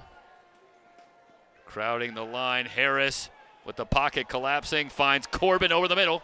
And Corbin's got the first down to the 23-yard line. Harris did a good job staying in there. He knew the defense was coming, was able to make that pass, and good job by the receiver to be open there. And look at that yardage he got there. Isaiah Watson with the tackle, but Corbin had all kinds of room, and that's what happens and when you dial up the blitz and you don't get there. Good protection and a lot of room for those receivers to work. And it's a timing. You got to time it right to get the quarterback right there. They were a little late. 3 wide receivers to the left. Huskies on the move again. Play action. Honstetter looking right. Incomplete. Not on the same page with Kennedy Lewis. Looked like Martinez had the coverage. It looks like they were going double coverage on Lewis, knowing he's been the main factor of the reason why the Huskies has this 10-point lead early in the game. So 2nd down and 10. Now you wonder here if they'll give the quarterback an opportunity to just go for the end zone or try to squeeze some clock time here. Quick throw back to Knox. Knox looking for a block, and he's inside the 15. Before Watson gets over there to deliver the hit, down at the 14-yard line. That is about 2 yards shy of a first down. It'll bring up a 3rd down and 2.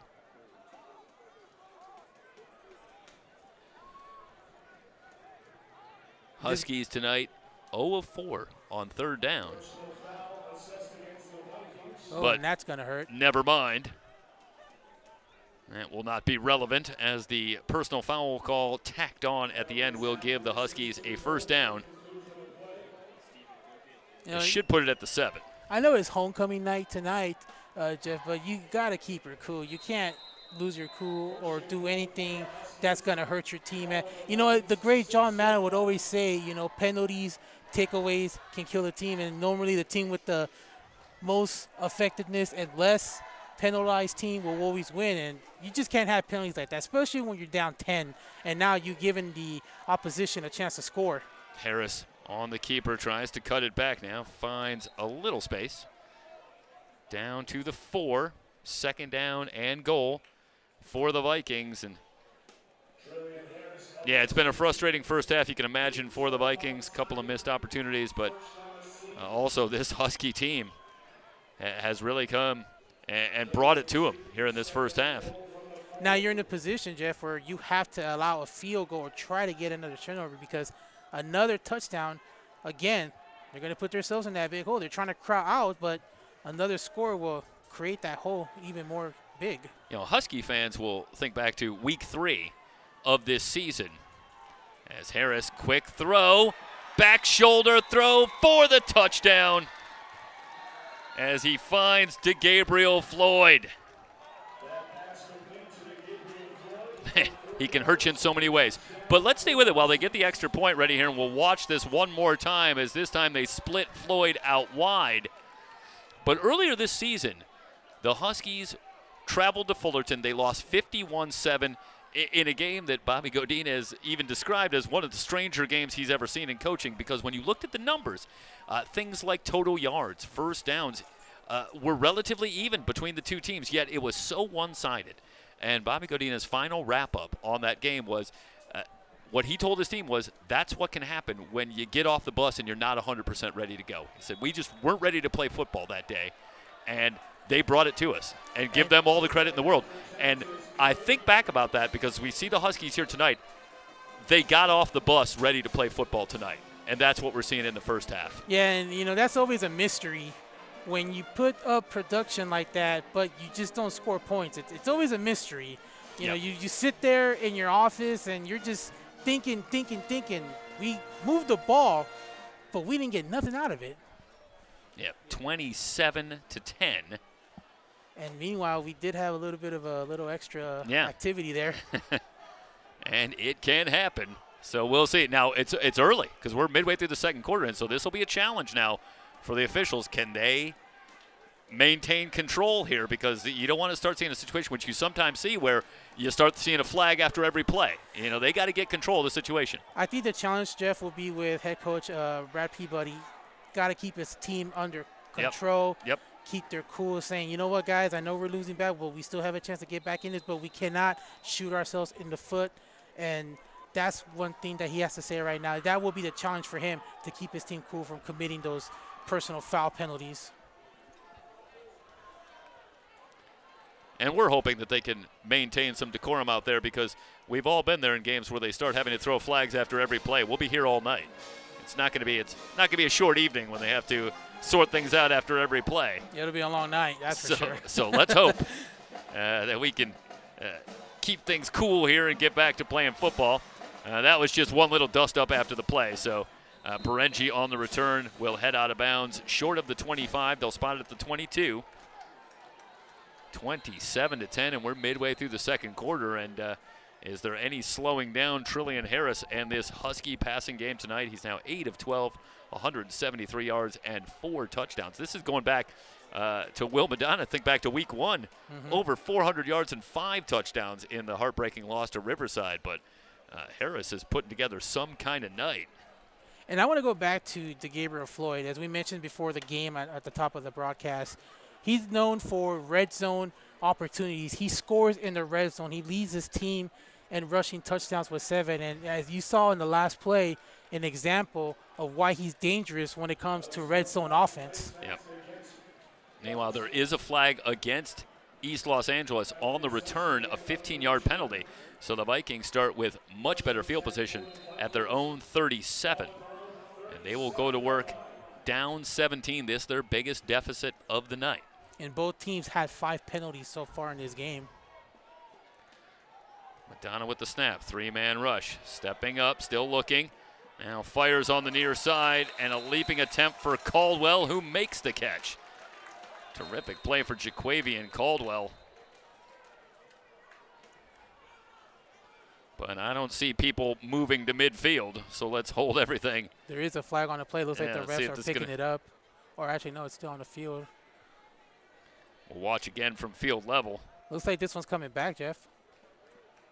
It's going to be on the Vikings. It's been that kind of first half for the Vikings, as Caldwell makes a terrific catch, but it's all for naught, and they'll move it back. And they call holding on the offense, and boy, another penalty. Yep, 10 yards. It'll bring up a 1st and 20. And that would have been a first down, too. Yep. And again, they're just putting themselves in the big spot. Down 17 and another penalty. This is not how you play football. Well, it's a Viking team that came in playing some of their best football of the season. 3 straight wins. But it has gotten away from them here in the first half. Still have a lot of time. Jackson and Towns again with another good read. Getting out there quickly. A late flag comes in. That was a loss on the play on the completion to Jackson.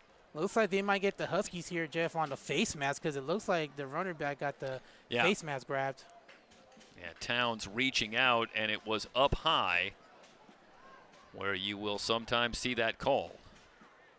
And that flag did come in pretty late, too. Yep, that is exactly the call. So 15 yards. Should put it at the 42. There we go. A little about face. Oh, in boxing, you're not allowed to poke the eyes, and here in football, you're not allowed to grab the face mask. Well, are they calling this 10 yards? They'll spot it at the 37? Personal foul. I thought that was 15, but they're putting it at the 37. Unless they didn't think that the face mask grabbing was that really bad. It was said, let's just give them 10 yards. 1st and 10 from the 37. So we're back where we started. He's trying to draw them off again. Yeah, and give the Huskies some credit. After some trouble with that, they have not jumped since. Madonna, pressure coming, looking for Berengi, and the pass incomplete. Tried to squeeze it in with Shanks on the coverage. 2nd and 10, and Madonna, it's been a struggle here in the first half. 7 of 15, 79 yards, no touchdowns, 1 interception. And he had come in red hot, playing outstanding football. But the Husky defense has been a puzzle here in the first half.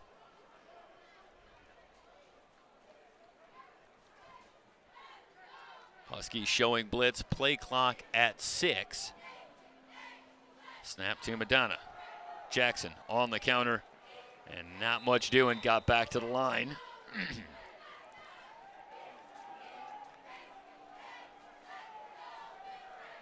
Good job by that front three, Trayvon Thomas, Dre Towns. No gain for Jackson.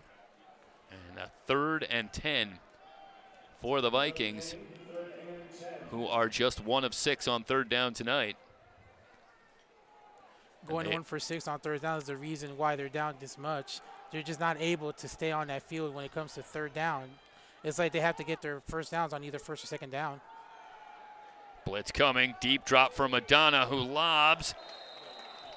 Good attempt, but it's incomplete.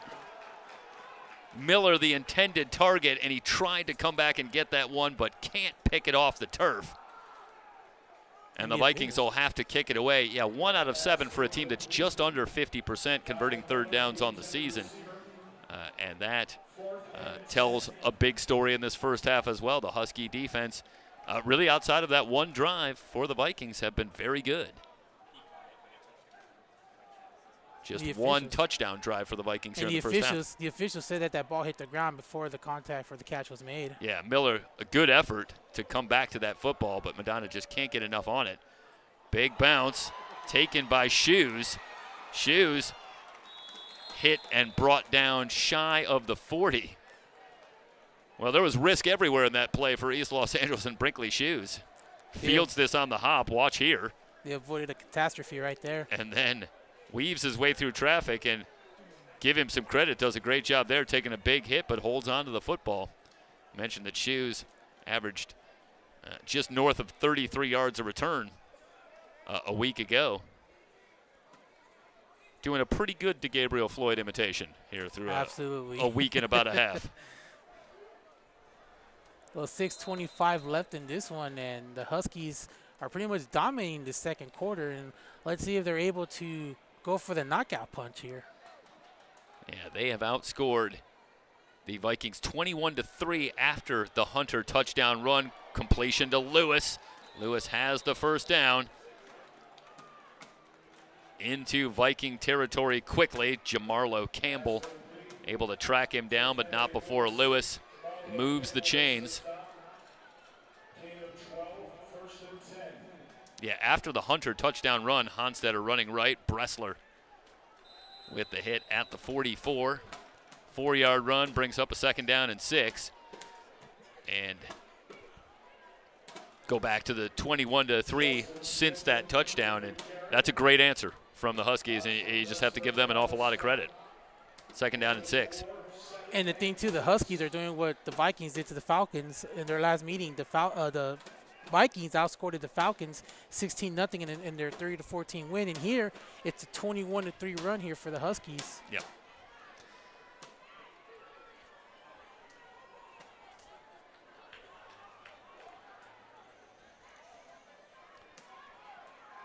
Harris screening it out. And a gain of about 4. Campbell there quickly again. As Knox picks up 4 yards. Actually, picks up about 8 yards. So Knox found a little more running room on that left side. 2nd down and 2, and a lot of options here for the Huskies on a 2nd and short. Knox remains in the game with Lewis to the right. Jalen Moore, Bryson Corbin to the left. You know, with his size, you wonder if they're going to do a quarterback sneak here, which I think he's going to be in a shotgun position. From the pistol, Vikings crowding the line. Campbell coming on the blitz. Harris, with a man draped all over him, finds Corbin, and Corbin will take it in.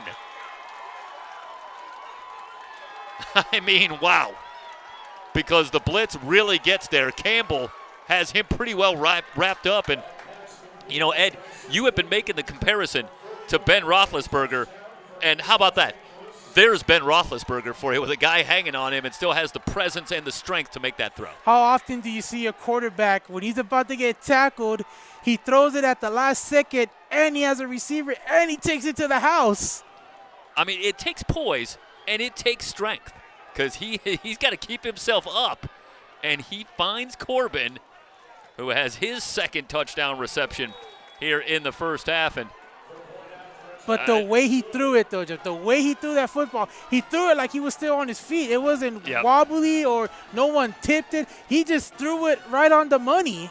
I mean, you don't want to go overboard with the comparisons, but it's hard not to make it, given that what we're talking about.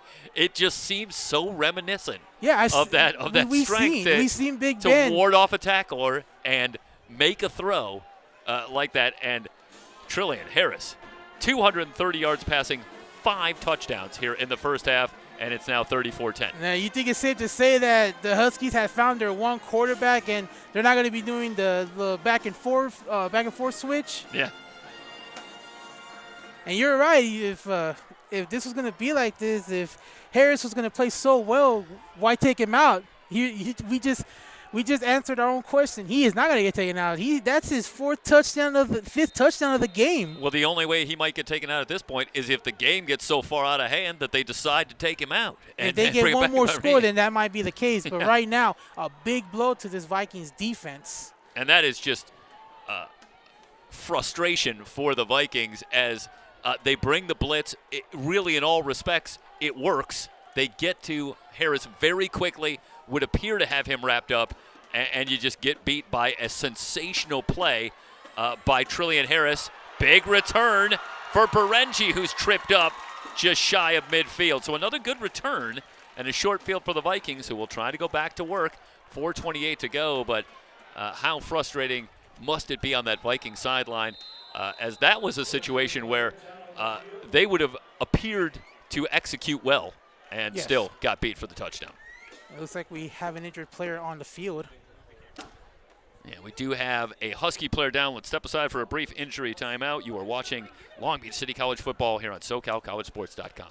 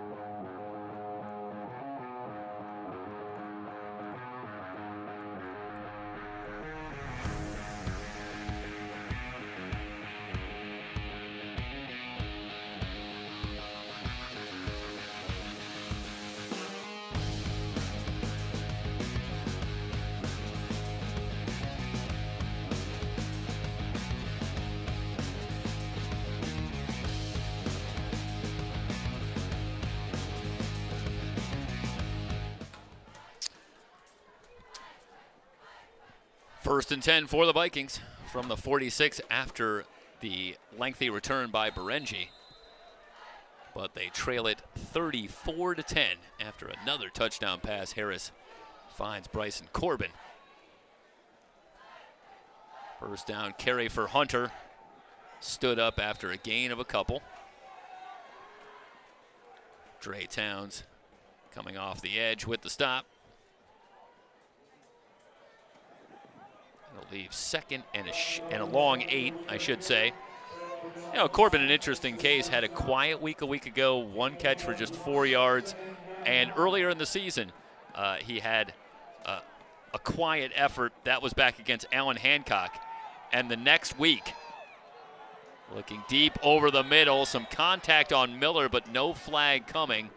And it's 3rd and 9 for the Vikings. And Corbin bounced back the next week against Fullerton with 7 catches. So maybe you don't want to catch Bryson Corbin right after he's had a tough week, as he has had himself a big first half as well. We've talked about Kennedy Lewis, but Corbin not far behind. 3 catches, 83 yards, a couple of touchdowns. Yeah, he just came out the gates tonight after just having a quiet game last time around. And so far, it's very impressed how these Husky offense has produced a 28-3 run in the last 7-8 minutes of this quarter. And quickly, a big 3rd and 9 blitz coming. Madonna has that one blocked at the line. Towns, as they bring Floyd again, and this is where you really have the sense of the kind of difference and the impact that DeGabriel Floyd can make. Just that next level athletic ability, a guy who bounces back from the University of Texas. And when he comes on the blitz, it is just so hard to put a body on him. And we talked about the blitz, and that's the third time that they went after Will Madonna on the blitz. And again, another quick 3-and-out here. And that Vikings defense is getting beat up, and they're tired, and they got to go back out on the field again. Short kick. Taken on a big hop by Shoes, who has some room up the near sideline. That's a heady play by Brinkley Shoes, who gets out near midfield. And plenty of time for the Huskies, who still have 2 timeouts. That's a good read by Shoes, who takes it about the 25 and gets a return of 19 yards. And they'll spot it at the 45. Let's set up the storyline right now, Jeff. 3:39 left in this half, 34-10. You have an offense that's basically on fire, and you have a defense that's tired, and you have their offense who's struggling. This could be KO right here if they get a touchdown. Yeah, not much time for that defense to recover on the quick 3-and-out. And now Harris with an empty backfield. Teo bringing the pressure, and that one dropped by Floyd. They set up the screen with Floyd, but that ball hit the ground, and it looks like he threw it away really quick here. I thought it hit Floyd in the hands, but let's watch on the replay here. And it looked to me like Floyd just started to make a move before he secured that football. Either way, it's a 2nd and 10. We'll have one more look up top here. It may have been tipped a little bit. Yeah. I think that's one that DeGabriel Floyd would tell you he'd like to have back. Yeah. You know, if he caught that, he would have had some extra yards with that play. 2nd and 10 from the 45. Harris with a good pocket again, completes. Back to Floyd, who makes the catch this time into Viking territory at the 37, and a 1st and 10. And Floyd's done a good job in this game. As we've seen before, when he makes a mistake, he comes back and he redeems himself, and he got a 1st down here and another catch. Bryson Corbin returns for Floyd, along with Maurice Newton on the left side. Tyler Smith in the deep eye, gets the call, bounces out of a tackle. Foreman moves up to bring him down after a gain of 5. Smith making something out of nothing, as he was pretty well bottled up initially. And he's had a quiet night so far. That's just his 3rd rushing attempt of the game. Yeah, Smith and Honstetter, and it's a lot of running back by committee.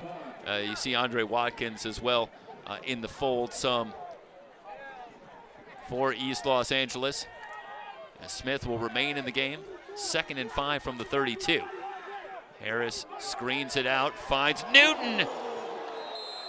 And that is going to be a big-time call. And Newton's still down. And oh, here we go. Here we go. Let's try to get some order here. And that was just the kind of hit that you absolutely don't want to see. We knew this was going to happen, too. You hope that Newton is okay. He did not get up initially. After that, the helmet came off. Just a terrible play, a terrible miscalculation if you want to put the best spin on it. And you certainly don't want to assume that anyone is out with the intent to injure. Yeah, you just don't want to see that, Jeff, and that's not good football right there. That's just playing dirty, and I just can't believe that happened, and hopefully order can be restored here as we took a look at the replay. And yeah, you just don't want to see that. That's just playing dirty right there. Yeah, and it comes in entirely too high with the tackle attempt to start with, and then the hand does not come off. Indeed, the entire helmet is ripped off. They do appear to have managed to separate the teams, and the coaches will do their best to get a hold of their respective teams.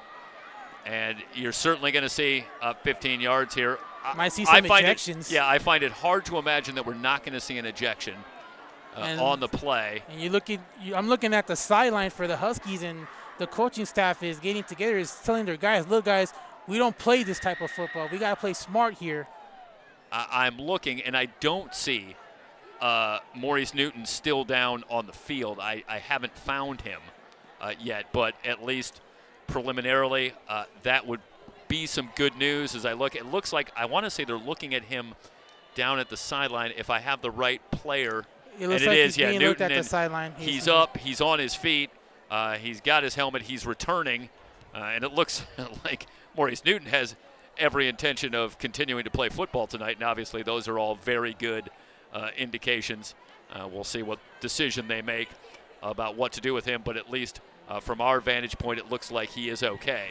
And obviously that's great news. And Coach Peabody actually regrouped his team too, and he's pretty sure he had to tell his team, look, guys, we don't play that type of football. We just don't. We have to respect our opponents no matter how bad the score is. You just can't do that. We have another replay here. Just watch how the helmet goes. Wow. Yeah, and I think, again, we don't want to show that play too much if we can. You know, in the NFL, I think we've seen it, and that was Andre Jenkins, and we'll await a call here. But again, you know, Jenkins makes the play. It happens fast. Certainly, it's a mistake to go up high. Yes. On the tackle, but want to be very careful here about ascribing any motivation to Andre Jenkins. Football plays happen fast, and sometimes there's just mistakes made. Yeah, I want to be clear about that, but you got to believe Andre Jenkins' night is about to be over. Yeah, we're not trying to say that was an intention from the way it looked like. You know, like you said, mistakes happen, and I'm sure he didn't mean to do that, but it was just a really painful way to see that. Yeah. And they are still huddled up, and you've got to imagine, Ed, just again on the point, they wouldn't be huddling this long if they weren't talking about who was going to be thrown out. There's going to be some ejections, I'm pretty sure, because we did see a little skirmish break out right after it. And again, in the NFL, when something like this happens, you're tossed and you're fined. Yeah. And possibly suspended because, you know, player safety is important, and they want to take those type of hits, those type of fouls out of the game. Yeah. It's a situation where, you know, 15 yards doesn't feel like enough. Yeah, and again, we're not trying to say that was intentional or that was meant. It just happened and mistakes are made. But just the way the play ended, it was really scary from what we saw. And 2:30 remaining here in the first half, and well, I still see Andre Jenkins still out on the field. They haven't made an announcement yet. And again, we didn't really have much of the after where the teams got into it, as, let's face it, you really would expect after a play like that. And that's called defending your teammate too. Yeah. You know, these players have like this brotherhood bond, and when one of them gets hurt like that, you tend to defend your player. We've seen it in the pros too as well. We've seen it in the NFL. We've seen it in the NBA. You know, you protect your teammate. That's how it is. And they're still talking. And now I believe they're going to head over and talk to Brett Peabody. He was very, very upset as well when that skirmish broke out. And you see the Huskies are trying to calm down their players. Well, it's a lot of players and a lot of emotion to try and corral quickly, and you know, give both these teams and certainly both these coaches a lot of credit that they were able to get it under control quickly. And at least for now, you know, it appears that we're going to head back and we're going to play football. And, you know, Jeff, I've seen this in the high school levels where it breaks out like this, that they actually end the game because of that. It's very surprising, and thankfully they didn't get that far. And it's the referees making the calls right now. Yeah, I believe Jalen Moore for East Los Angeles College might be kicked out as well, as he is heading off the field. And Moore was not directly involved in the play, so you'd have to imagine that that was about what occurred after the play. Trying to keep an eye out.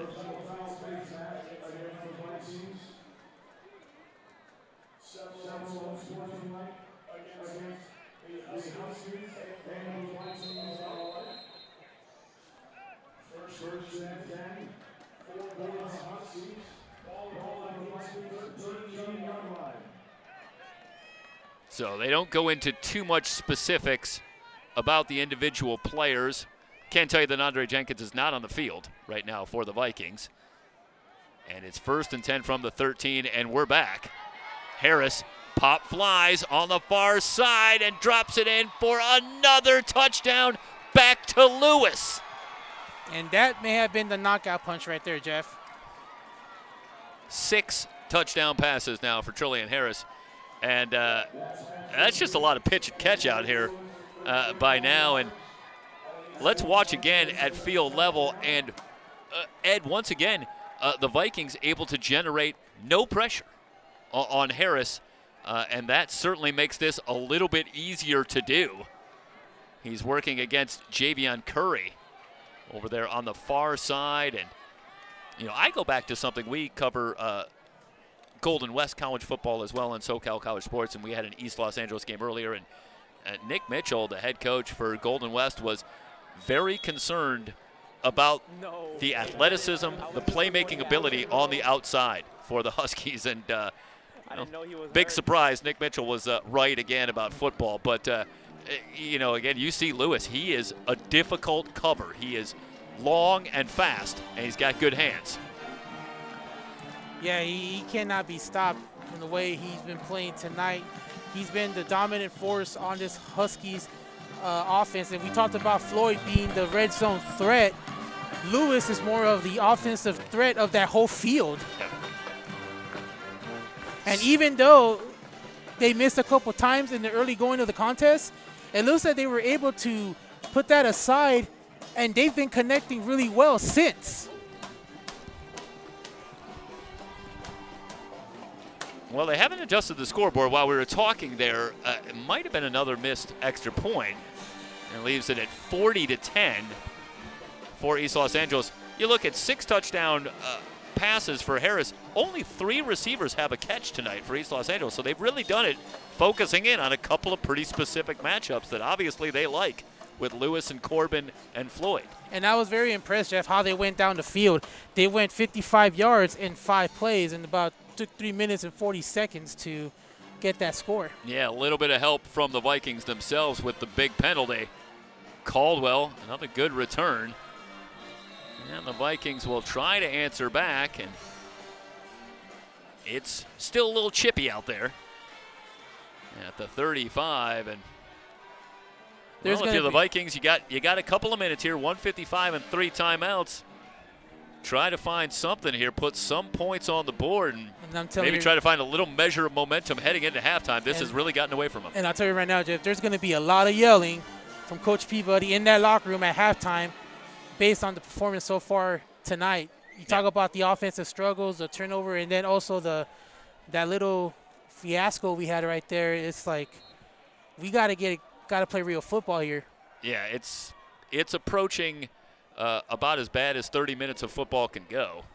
If you're the Vikings, they're down 40-10, and they have really been steamrolled here in this first half. And again, the degree to which this is a surprise really can't be overstated. This was a Viking team that came in playing their best football of the year, and this is a Husky team. Well, we talked about Mount Sac. We talked about Golden West. I think we need to start talking about East Los Angeles College in this Central division as well. If this score holds, they'll be right with the Vikings at 2-1. We'll keep an eye on Mount Sac and Cerritos tonight to see where they are. And we talked about at the beginning of the broadcast that this was a dogfight for first place with Golden West undefeated. We talked about Long Beach being up there with Mount Sac, but East Los Angeles pretty much came in the mix and say, hey, wait a minute, we're still in this. Right, yeah. And by the way they're playing tonight, they're still in it. Yeah, they had a conference opening loss at Golden West. That was 28-19 a couple of weeks ago. Going back 3 weeks after the bye week. Quick throw, complete. Modest gain on the play. Miller, now a late flag comes in. It looked like Camarena came in late with a hit, and that's a big play for the Vikings because that could be a quick 15 yards. Yeah, despite the score, you don't want to give up those free plays, those free penalties, because any type of momentum can go on the other side. We've seen teams come back in the past down big deficits like this. It's like Colorado instant. They were up 29. Look what happened to them. Yep. Yeah, this is going to go against Camarena and the Huskies, and that might qualify as something of an uncharacteristic mental error for Zach Camarena. Exactly. But gets flagged for the late hit. And now the Vikings have it in Husky territory. Madonna still retreating, and now just has to throw it away. Trey Towns in the backfield quickly again. I give Madonna credit because he could have been sacked, but he did a good job staying with it and was able to throw it away, not get the intentional grounding, and save the play for another down. Yeah, Madonna, I believe now, is one of his last 7 throwing the football. That is quite uncharacteristic as well. He's 8 of 20 in the first half for 84 yards. No touchdowns, 1 interception. So this Husky defense has presented a major problem. 2nd and 10. Madonna setting up the screen for Hunter.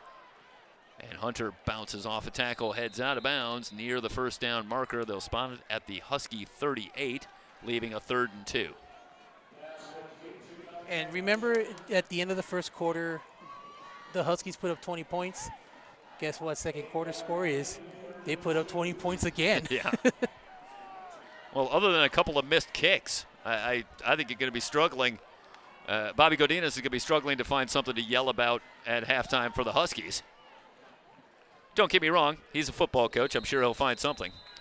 Hunter on the carry has the first down. They'll stop the clock long enough to move the chains. They have it at the 35. You know, with those missed points, this score would have been 45-14 had they got those field goal and those 2 extra points. But, again, when you leave points off the board, it's not a good thing. Smithland's long field goal in the season is 37 yards. So they need about another 15 yards or so. Blitz coming. Madonna throws over the middle and completes inside the 20.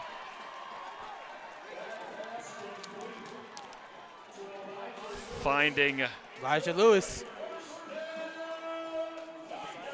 Lewis again, indeed the sophomore. And I give Lewis credit for holding on. That was a hard hit he took at the end. Yep. And a timeout taken. The Huskies going to take a timeout with 59 seconds remaining here in the first half. That's their second charge timeout. We'll step away from Veterans Stadium in Long Beach City College football here on SoCalCollegeSports.com.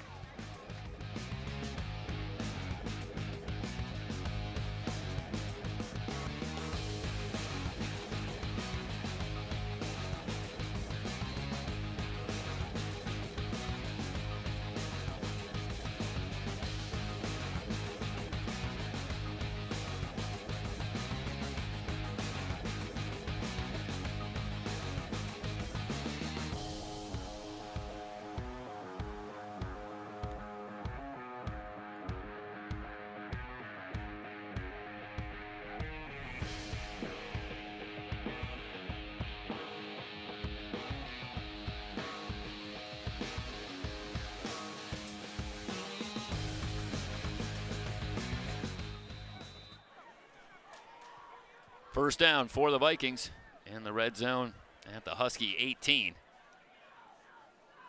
After the Madonna completion to Rodriguez.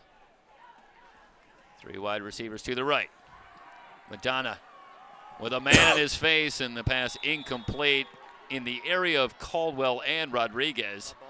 But the pressure coming again, and Madonna just doesn't have the time. The defense brought in more pressure, and Madonna had to get rid of that right away. And let's see what they're able to do here. Look, Tymir Jackson again coming off the edge, and Jackson at that linebacker spot, but really functioning as a defensive end in this package.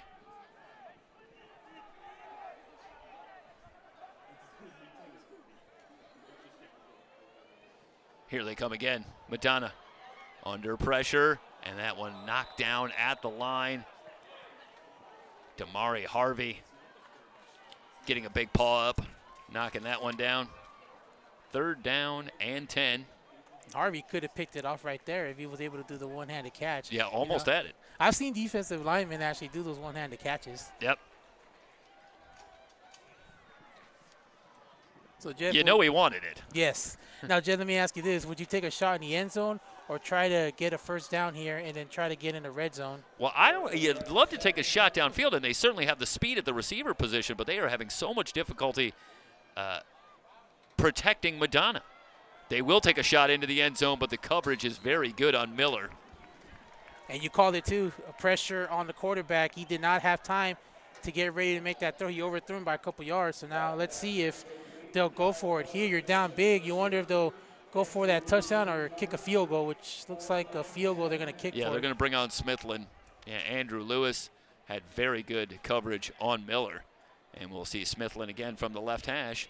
This will be an attempt of 35 yards. He connected earlier from 37.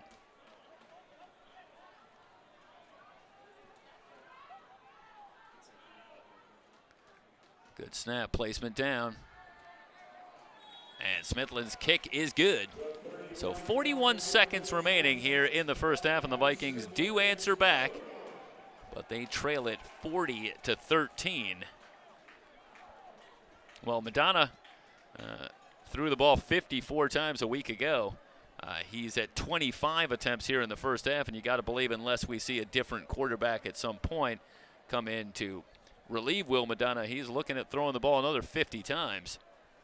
And sometimes you can get lucky winning the game throwing it on 50 passes, but when you throw a lot of passes, if you throw up to 60 passes, that shows that you're one-dimensional and the football team's struggling. Now, when you're struggling on offense, you can't throw the ball, you can't run the ball, and you turn the ball over. There's a real problem here, and like you said earlier, you wonder if Will Madonna will even be in the second half with the way things are right now. Yeah, certainly if it doesn't tighten up, you wonder at some point in the fourth quarter. I imagine we'll see him for the third quarter. Still got a whole half of football, but if it doesn't tighten up by the fourth quarter, you do wonder if maybe there'll be some thought to just giving some reps to another quarterback here tonight. Retreating all the way back, it's Floyd. And Floyd on the return, able to slip out of a couple of tackles. Now around the edge, he's at the 30, 35, 40, 45, and into Viking territory, finally brought down at the Viking 44-yard line. Another big return for DeGabriel Floyd. And there you see the clock in the background, 28 seconds. Well, they got a couple of shots at him inside the 20. And once Floyd slips out of those, then you see the speed. Oh, and a little bit of power there at the end, too. He is very strong, that's for sure. And I remember I was at Golden West a couple of weeks ago covering a game for SoCal College Sports, and one of the issues there was tackling. Yep. Wrapping the arm. Some of this is going to come back. It looks like there is a flag down. So I thought, well, the Huskies are bound to be happy with the score here, probably going to head into the locker room rather than risk giving away some momentum late with a miscue. But then after the Floyd return, you thought, well, how do you turn away when you're already in Viking territory? But now you imagine as they will mark off the penalty and 28 seconds remaining, and the Huskies will have this back in their own territory. Let's see how far back they go. And, you know, Jeff, that was an interesting point you made a couple of minutes ago about the quarterback situation. It'll be interesting to see if Will Madonna will come out for the third quarter. Will Coach Peabody keep him for at least one more quarter, or will he say, you know what, I got to put someone in, we don't want to risk losing you, because they still have some key games left in this season. You don't want to leave him out there if it's a one-sided contest, you know, risk of injury. And, of course, one of the other considerations at this level that you hear coaches talk about is there's a responsibility for players who put in the work to get film. And there might be an opportunity here for the Vikings to give one of the other quarterbacks who's been backing up Will Madonna a chance to get some reps on the field and to get film, as a lot of these players on both these teams have that goal of moving on and continuing to play football, and you need to be on the field. Absolutely. To make that happen. And so we'll see how they elect to proceed. Obviously, Will Madonna has had a struggle here in this first half. They'll take this one all the way back to the 20, and that's where the Huskies will start. And it starts, the quarterback position always starts with protection up front, and you give the Huskies a lot of credit. They have been able to pressure Will Madonna, and they have upset this Viking passing attack that has been so very good, especially in the last month. well, really, you go back to week 1. What am I saying? All season long. It started in week 1, and it hasn't slowed down. This is, I think it's safe to say, the best defensive effort against the Vikings this season. Yeah, I agree with you. And everything that the Vikings have been doing for the past few weeks, it's like a vice versa. Now the Huskies are the one that are actually dominating and outscoring Long Beach. And you wonder, what will Coach Peabody do at the half? Will he make a decision on switching quarterbacks, or will he still stay with Will Madonna going into the third quarter? Yep. Well, I'm sure we thought that we were going to have much more drama than that, but we'll see if that is the remaining drama here. Is how much more of Will Madonna will we see? Because we look at the schedule, they still have some tough games. They still have to play Golden West. They still have to play Mount Sac, and they still have to play Citrus at the end of the season. You wonder, should you risk keeping Madonna at the quarterback in this contest, or you say, you know what, this was not our night. We'll give someone some playing time, and then we'll just get ready for the next game. You wonder if that's on his mind right now as we go into halftime. Yep. Madonna has played the lion's share of the snaps at the quarterback position. In fact, he's going to look it up, but I'm not sure that another quarterback has thrown a pass this season. I want to say there was someone who had thrown a couple of passes. We'll see if we can connect and get that information. But, yeah, Jet Petty has appeared in a couple of games, and he is 9 of 19 on the season. So might we see Jet Petty at some time tonight. It'll be an interesting few minutes before the half and see if a decision will be made. Because, again, there's a dogfight in this conference. Golden West is up there. The Vikings came in tonight tied for second place. And if it goes the way it goes right now, Jeff, this is going to be a big hit for them in the standings. Halftime from Long Beach, and East Los Angeles College on top of Long Beach, 40-13. You are watching Viking football on SoCalCollegeSports.com.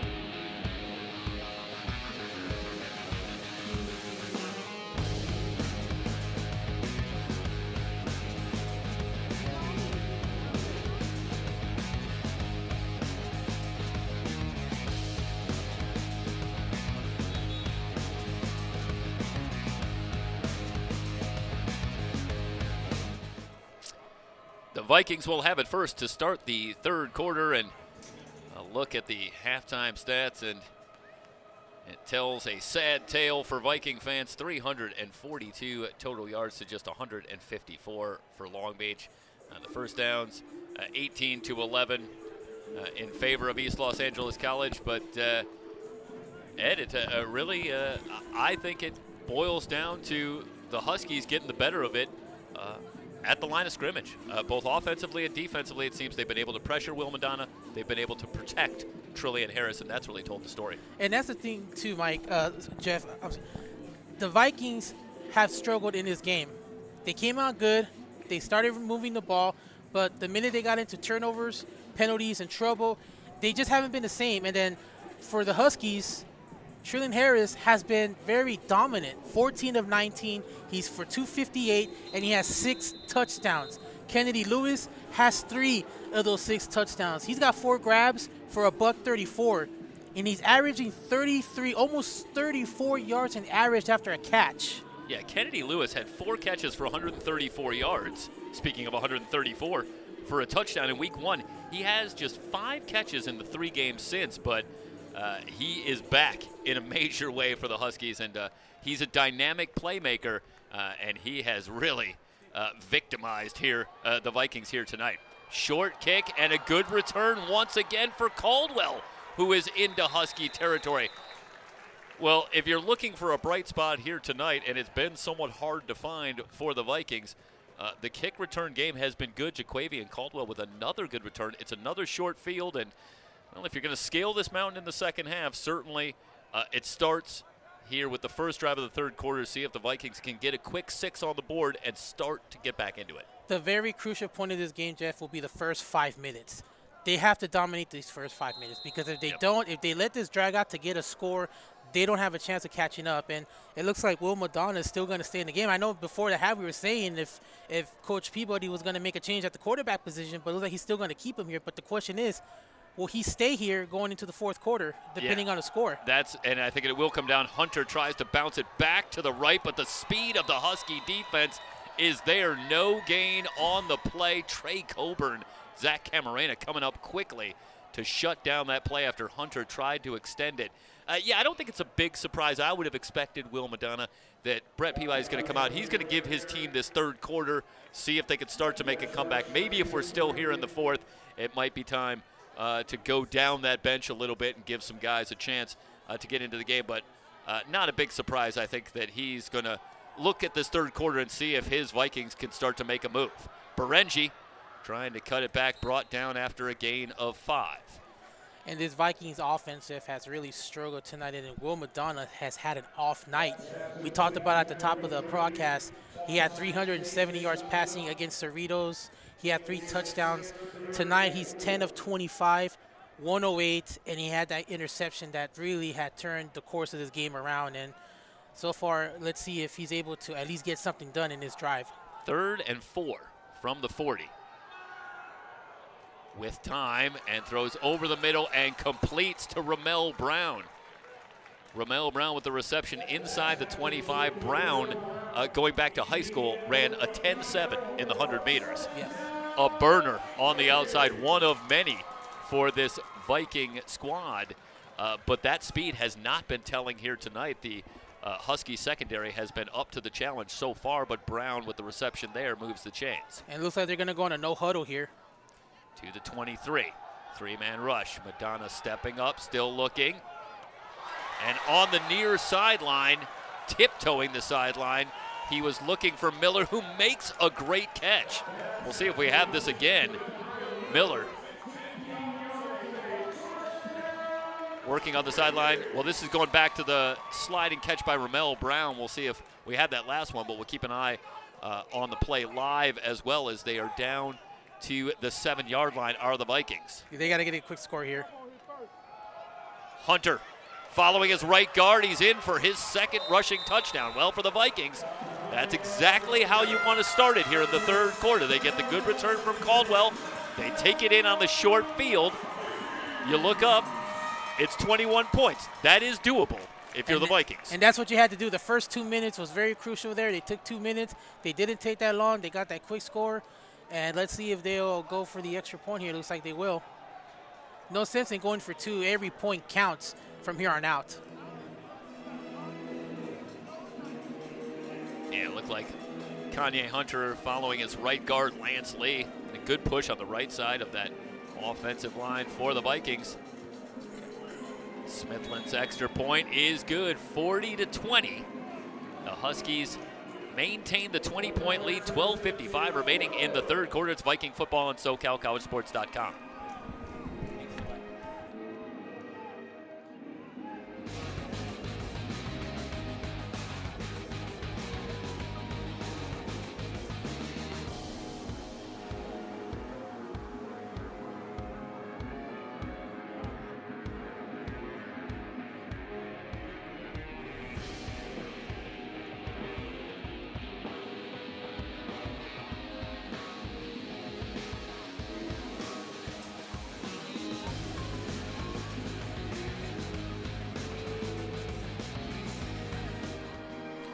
And now it'll be up to the Viking defense to try and maintain some momentum here. They get the early touchdown to start this third quarter. And I think they certainly have the offensive firepower to get back into it. But now the other side of the coin here, and the question, can they slow down Trillian Harris and this Husky offense? That would be the question of the night right here as we go along. From the 5, and a good return. It's Newton back from the devastating hit earlier in that first half, and good to see him out there. A good return from Maurice Newton, who is up and playing, and good field position for the Huskies. Again, the special teams is really what's contributed to this game. And let's see how this Viking defense will go in the second half. You wonder if the Huskies will just run the ball to drain clock or continue to keep the gas pedal going and dominate like they have, and it looks like they're still going to keep the same quarterback out there. Yeah, Trillian Harris, it's hard to imagine they're going to go away from him after the first half for the books with 6 touchdown passes. Honstetter spins off Jenkins for a gain of about 6 to midfield, brings up a 2nd down and 4. And again, so good to see Maurice Newton out there up on his feet and playing. Yes, absolutely. And as we've talked about many times as we talk about our coverage here in the 3C2A, it's good to be 18 or 19 years old. Absolutely. Never hurts. So Maurice Newton, great resilience, and again, welcome sight to see that he is up and okay and out there playing. 2nd down and 4.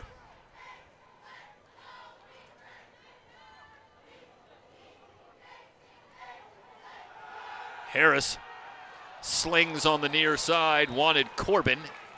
Working against Martinez, and the pass incomplete. And it brings up a quick 3rd down and 5, and how big would a quick 3 and out be here for the Vikings? And of course, the Vikings in that last drive, Jeff, they went 5 plays, 46 yards in less than 2 minutes. If they can produce that offense, I don't know what Coach Peabody said at the half, but it worked because they came out swinging, and they want to get off the field here and get back in this fight. Couple of big completions by Will Madonna, keying that drive. Hunter finished it off. The Huskies 1 of 5 on 3rd down. Blitz coming. They're setting up the screen. Too high for Floyd, and a late hit there from Bressler, and the flags come in. That is complete frustration for the Vikings. Bressler, after the play had been stopped, and you just had a sense. Watch here as he finishes this play, and it just comes a little too late. That was the worst time for that to happen, Jeff, and that's going to cost them, and that's going to give the Huskies a new set of downs. Boy, you just hate to see that after working so hard to try to climb back into this game, and then something like that happens, and that is just going to hurt the Vikings. Well, it's hard to imagine that anyone's going to feel sicker than young Austin Bressler, but boy, oh boy, you got to locate that football on the play because it's well over the head of Floyd, and it's down. That play is over, and Bressler just finishes the hit. And again, you go back to the first half and some of the things we talk about, it just happens so fast. And sometimes it's pure instinct. But that one really hurts for the Vikings. Read option for Harris. Quick pitch outside to Floyd. Floyd dragged down short of the 20, but how about Trillian Harris? A little razzle-dazzle. that was really dangerous to do because it looked like Floyd wasn't even ready for that ball. Yeah, Trillian Harris is decidedly comfortable. Well, they would have kept it if it went out of bounds because it was going to go out of bounds because they were near the sideline. So it was like he just wanted to try a little razzle-dazzle, like you said, and they got a first down, and here we go. Yeah, I'm not sure. They are inside the almost inside the red zone. I'm not sure Bobby Godinez loved it on the Husky sideline, but it is good for a first down. I'm sure he's going to have a talk about that. He's like, what are you doing? 3 wide receivers to the right. 1st and 10 for the Huskies at the 21. Blitz coming. Harris under pressure, going to be sacked. 2nd sack tonight. Enzo Teu getting there. And we talked a lot about Luke Tamalatai when we talked to Brett Peabody, but he was very quick to also mention Enzo Teu on that front line. Says he's another player in the mold of Luke Tamalatai, just a terrific athlete, great engine, and another guy that just is a tremendous football player on that defensive line. And that time, he's able to shed the block and get there for the sack. And the good sack, it was well needed by the Long Beach City College Vikings defense. And let's see if they're able to bring a pressure. They have a 3-man rush here. 2nd and 15. They'll drop 8 into coverage. A man open, incomplete. He had Newton, who had gotten behind Gio Bowers. Well, that's a break for the Vikings. And Newton let's see later in the second half how big a break that is. But that was a very possible 6 on the board and a rare missed pass by Trillian Harris tonight. Yeah, Newton could have put the exclamation point right there, but he was just off. And it looks like the quarterback overthrew it there, and he had his defender beat. And wow, he tried to one-hand catch it, but he still wasn't nearby. And boy, that would have been 6 right there. Yeah, he's 3 yards clear. 3rd and 15. Delayed blitz coming. Harris steps up, able to get it off and find Floyd. Slips out of one tackle at the 15 and gets inside the 10. The Huskies convert on 3rd and 15. And again, Jeff, every penalty that the Vikings have committed tonight, the Huskies have taken over and taken for granted the chance to score. And here we are. They got another opportunity to score and maybe ice this here. I'm not sure that we have the replay on that, but Floyd catches that ball about 10 yards short of the first down, and there's not a whole lot of players that get the first down from that position other than to Gabriel Floyd. And again, Harris using that Ben Roethlisberger size power body he has, he was able to make that throw, and again, more yards, and now another chance for 6 here. Yeah, Floyd makes one defender miss, but it's the power, the yardage after contact to get that last 4 or 5 yards. Into the end zone and incomplete, looking for Lewis. That would have been touchdown number 4, but Bowers had the coverage. I think Lewis was saying that he was grabbed there, but it looks like it was clean contact for him. Yeah. Well, I see what he was talking about there, as Bowers definitely impeded his progress toward that ball, but no call coming. Looks like the play's coming in from the sideline a little late there, Jeff. 2nd and goal, the play clock at 17, so they've still got time. And obviously the Huskies not going to be in a huge hurry. Let them bring the blitz again. Here comes Campbell on the blitz. Read option. And Harris is going to get in a 10-yard touchdown run. The Huskies, as they've done all night, answer back. Again, Harris, reading that defense, saw the opportunity to run it, and he was able to take it in for 6 points. As we see the replay, read option, and he was just able to follow his blockers. And look at that. Missed tackling and 6 points for number 0. Well, it's a well-designed read option as he's working against Kylan Bennett. And he sees Bennett go with Smith on that replay, and that's just a great read by Trillian Harris. And then that big body, once he gets inside the 5-yard line and he can see that goal line, it's tough to keep him out. And he gets in, flags down on the extra point. Looks like 9:41. The Vikings are probably jumped off sides from the way it looks. And it is offsides. So they'll decline that, take the extra point, 47-20. Well, Harris now up to 7 touchdowns. 6 throwing the ball, and chalk one up on the ground just for good measure. He's up to 31 yards rushing. And, it's amazing. You have referenced the rushing yards for Harris on the season, and I got to tell you, watching how Harris runs that read option, I'm surprised that the rushing numbers are as low as they are. He looks very comfortable and very effective running that read option. He came into this game tonight with just 13 yards rushing, and tonight he's been able to rush for 31 yards and has that touchdown along with those 6 pass touchdowns. And I'll tell you right now, he's my candidate for a game ball. Yeah. Well, if he doesn't get one, I don't know what you got to do. But, yeah, Trillian Harris with just the 13 rushing yards, but he is doing it all tonight. And it's 47-20. We go back, and that third down play where the penalty came would have been a whole different story. Yep. Vikings would have probably marched and scored, but, again, penalties has been hurt this team so far tonight. Short kick again, looking for the near side and out of bounds. Here come the flags, and the Vikings are going to come away with good field position, but maybe this is a nod towards some of the struggles that they are having defending kick returns, because every time Jaquavian Caldwell has gotten the ball, he has found a running lane, and the Vikings have been starting pretty regularly out near midfield. You wonder if they were trying to do like an onside kick or something. I'm not sure what was that all about, Yeah. but they're going to give the Vikings good field position no matter what. I'm not sure they have to be that afraid of Jaquavian Caldwell. And on the season, the Huskies haven't struggled in kick coverage, opposing teams averaging a little under 19 yards per kick return. So this is somewhat out of character to have as much trouble as they're having slowing down the Viking returns. Madonna hit and sacked by Jackson. The ball is loose. Whistles have come in. They're going to say that Madonna was down, but a sack for Tymere Jackson, who comes on the blitz and is on top of Madonna quickly. As I was saying before, Jeff, earlier in the game, you wonder if Coach Peabody will still keep him in there, because he's been taking punishment tonight, and right there it shows the beating he's taken. Yeah, we saw it very quickly. Boy, I'm not sure about that. I think that ball might have been coming out.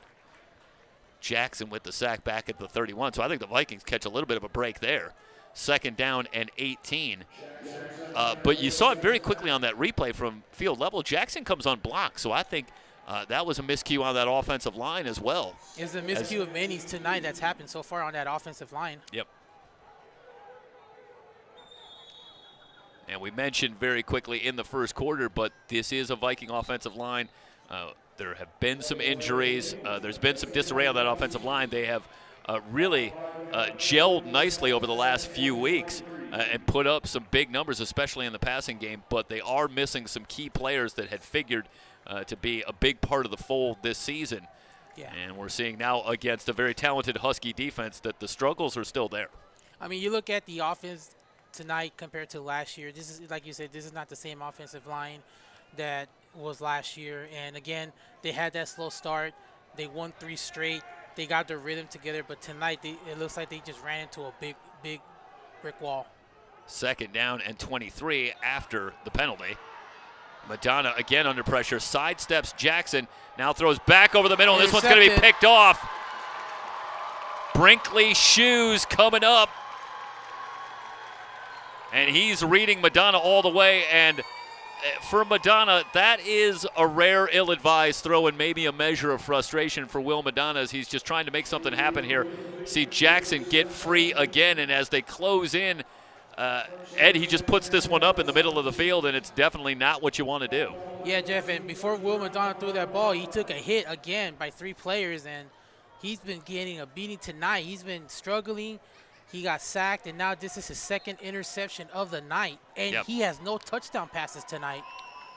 Yeah, definite struggle. 13 of 29, 147 yards, and that time it was Damari Harvey, Tymere Jackson back there again. And the Huskies are able to bring this pressure, and they're not doing a whole lot of blitzing. It's really just that front 3 or 4 that's getting there. Harris looking deep over the middle, wants Lewis. Gio Bowers had the coverage, and it's incomplete. Harris threw that into a double coverage, and Lewis had a chance to catch it, but it looks like it bounced off his hand. A rare shot down the field that didn't get there for the Huskies tonight. Yeah, you rarely see those misses the deep field after the way this team's been playing tonight. It's surprising to see something like that happen. 2nd down and 10.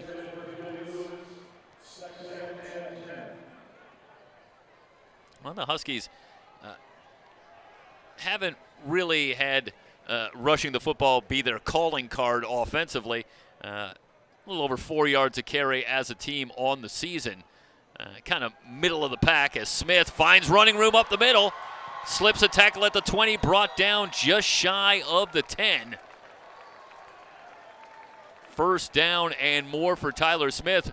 I started to make the point that kind of a balanced offense, not really spectacular numbers, but an opportunity here to maybe see if they could take some time off the clock and run the football in a game where they're up 27, and Smith does exactly that. Yeah, Smith has had an off night. He only had 3 rushes for 17 yards. Now he's up to 39 yards here after that carry. Yeah, it looks 22 like that's yards. And that's his longest of the night so far. Yeah, for Smith. Ties his long for the season. 1st and 10 from the 12. Play action. Harris looking for Lewis again, and that one thrown behind him. Not sure that Harris and Lewis were on the same page. It'll bring up 2nd and 10. Jeff, when was the last time you seen a quarterback not named Peyton Manning throw 6 touchdowns in a game, and not Tom Brady either? It's just very amazing. And he's got 7 if you count the rush one he has. Yeah, and let's see what happens. It seems as though the Huskies are able to move the ball no matter what they do. We're midway through the 3rd, and they're back in the red zone. With a 2nd and 10 from the 12. And whatever issues Harris has throughout the season, it looks like he came here tonight and picked a good time to show those corrections. Blitz coming. Harris on the sweep. Inside the 10, brought down at the 6. A flag comes in late. Came from the defensive backfield. We talked about last year these two teams played. There were a lot of penalties on both sides of the ball.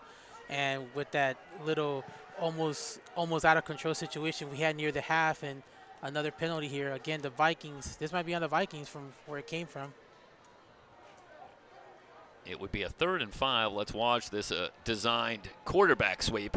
Looks like it may be a hold on Lewis. Looks like Lewis was holding Caldwell.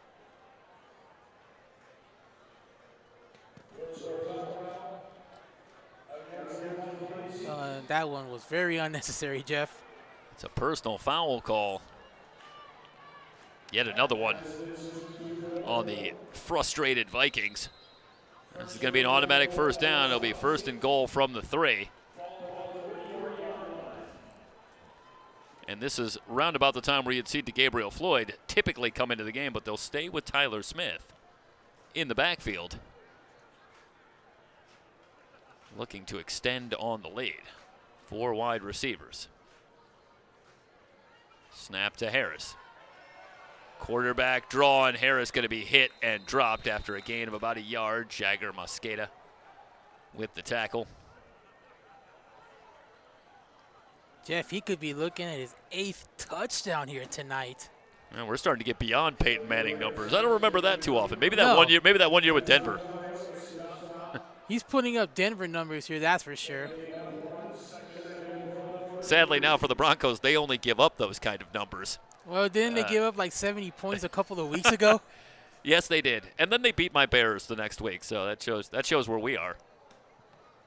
You know, I actually picked them to beat the Jets, and they really let me down. 2nd and goal from the 3 and the Huskies. It's okay. It's not okay, in a Jeff. hurry, but play clock down to 4. It's okay. My team's having an off year, too.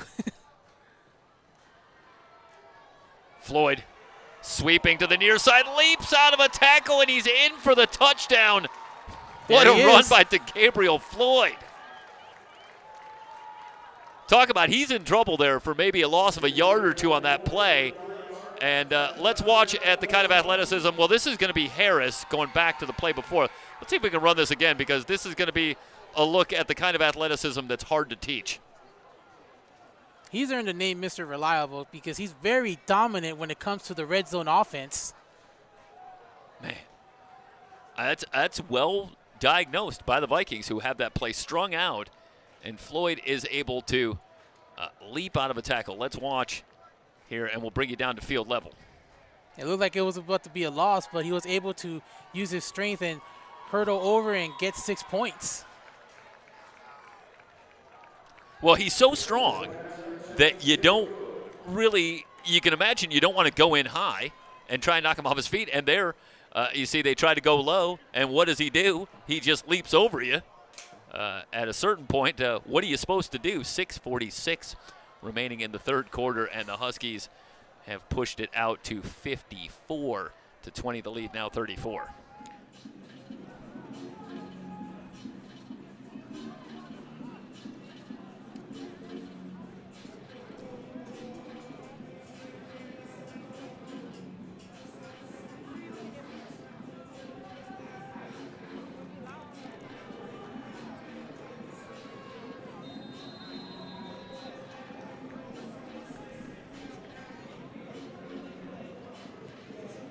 Barrage waiting deep, but the kick going to come short. Barrage will take it on the hop at the 17.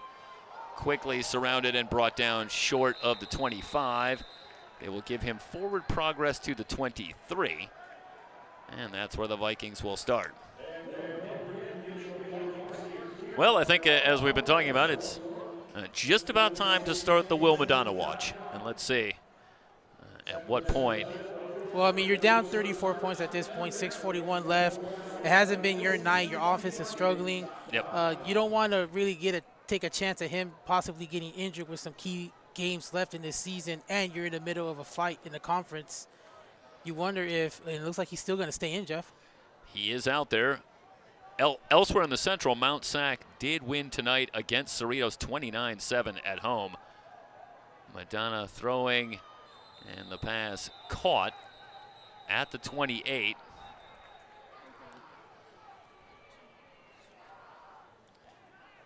Finds Jonah Martinez.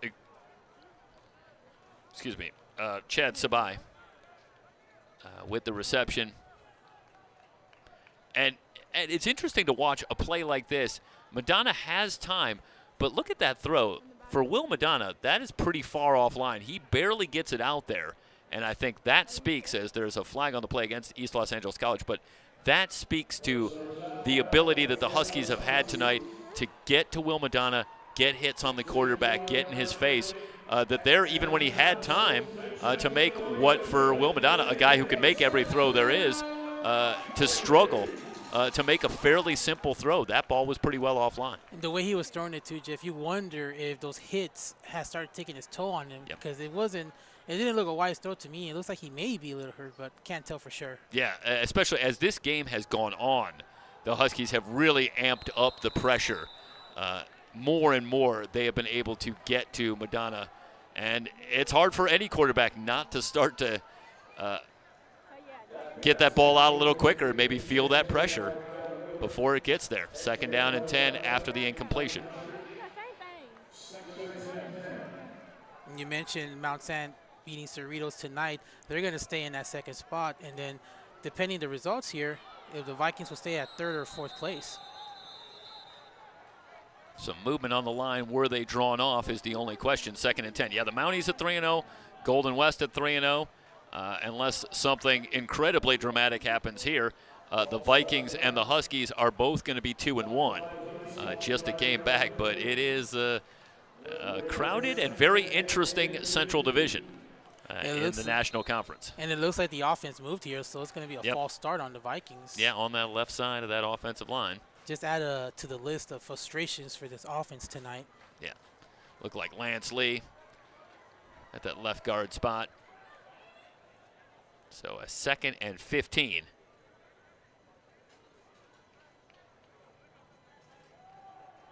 Madonna, quick slant, completes to Miller. And Miller out to the 47. And that'll create a more manageable 3rd and 6. Vikings 3 of 11 on 3rd down tonight. Kyle Miller's had an off night. He's coming in tonight's game. He has 18 catches, 248, and 3 touchdowns. As you mentioned, the list of those Viking players that have over 100 yards rushing, and he's had a quiet night tonight. They've really done a good job keeping him in check. Yeah. Caldwell had a big catch early as they go back to Miller. Very close to the 1st down. This will come down to the spot. But Caldwell with that one big reception back in the 1st quarter, but Miller now with 4 catches, Caldwell with 2, Barrage with 2. Those are the 3 leading receivers. 8 catches but for 96 yards, no touchdowns. So they have a few catches as Hunter, with second effort, is able to pick up about 4 yards. But I think the Huskies will take it. They've done a good job of keeping those leading receivers in check. The Vikings have had a lot of trouble creating any kind of big plays. Yeah, when you have your big receivers, like you mentioned, get checked and not make those big plays, and your offense is struggling, there's a real concern problem there. They haven't been able to run the ball as well. So when you eliminate their passing game, which has been their weapon of choice so far, it hasn't worked well tonight. Madonna out to Hunter, slips one tackle. He's inside the 35. They'll spot it just inside the 35. That is good enough for a first down. So the Vikings are moving the football, but it's methodical. And obviously with each passing second, time becomes more of a factor. We're late in the third, well over the head of Madonna, and he is just going to have to fall on this one back in Viking territory at the 45. And that, for Viking fans, is just all too reminiscent of how this night has gone. Although, let's hold it here. This play might have been whistled dead before the snap. The Vikings are lucky that was called offsides on the Huskies. I was about to say, I agree with you too. That the way that happened has just shown how this Vikings team has played tonight. They have just struggled all over, and then you have a high snap. I know it's offsides, but still, you just look at that and you just look at the struggles that this offense has had tonight. Yeah, they're making some moves on the offensive line. You see Nick Villicana has moved to left tackle, so obviously this is an opportunity to make some changes at some of the other positions as well. We've talked a lot about the quarterback position, but obviously Brett Peabody taking the opportunity to get some other players involved at other positions. That pass incomplete. That'll bring up a 3rd and 5. And Madonna's night still continues to be off. 17 for 34 for 175 yards. This is not the same numbers he had against the Cerritos College Falcons in that Crosstown Cup game. And we thought that the Vikings were going to have that momentum. You know, they won the Crosstown Cup last week, and we figured they may play hard to win the President's Cup tonight, but so far it's just been an off night for this Vikings offense. Yeah, Long Beach City College president firing up his Amazon Prime account. I think right now, 3rd and 5. I'm sure he's searching right now what to wear. They have a really nice return policy, so feel free to try something. That pass incomplete. It'll bring up 4th down, and you got to believe the Vikings, little reason not to go for it here.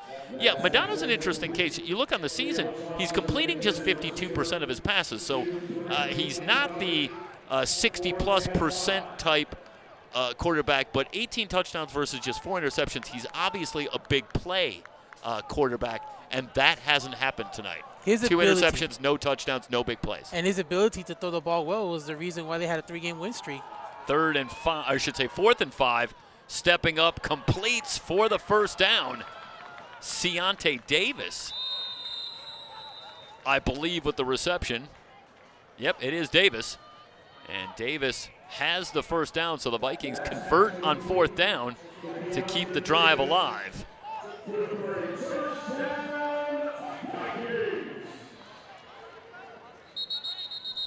Red zone opportunity here. And we have a timeout taken by the Huskies. 3:41 remaining in the 3rd quarter. East Los Angeles on top of Long Beach 54-23 on SoCalCollegeSports.com.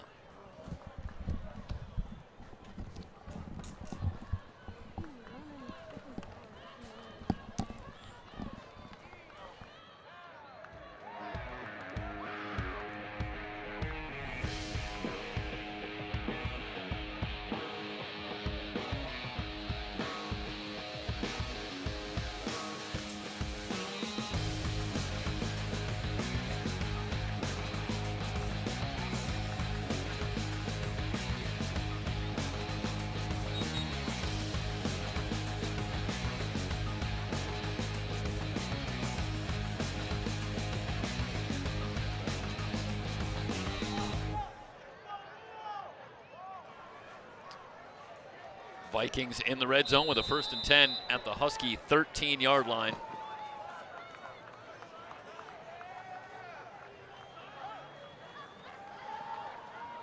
Lobbing for the corner, and it's incomplete. Wanted to go back to Davis. Second down and 10 from the 13.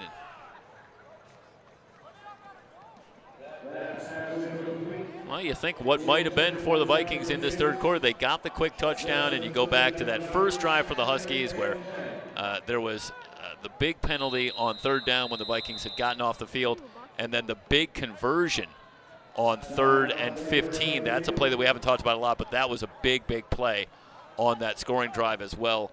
Huskies get a little help from the Vikings and then come up with a big play on their own. And after that, really just continue to apply the pressure, and they maintain this 31-point lead. Brief injury timeout here from Long Beach. 54-23. You're watching Viking football on SoCalCollegeSports.com.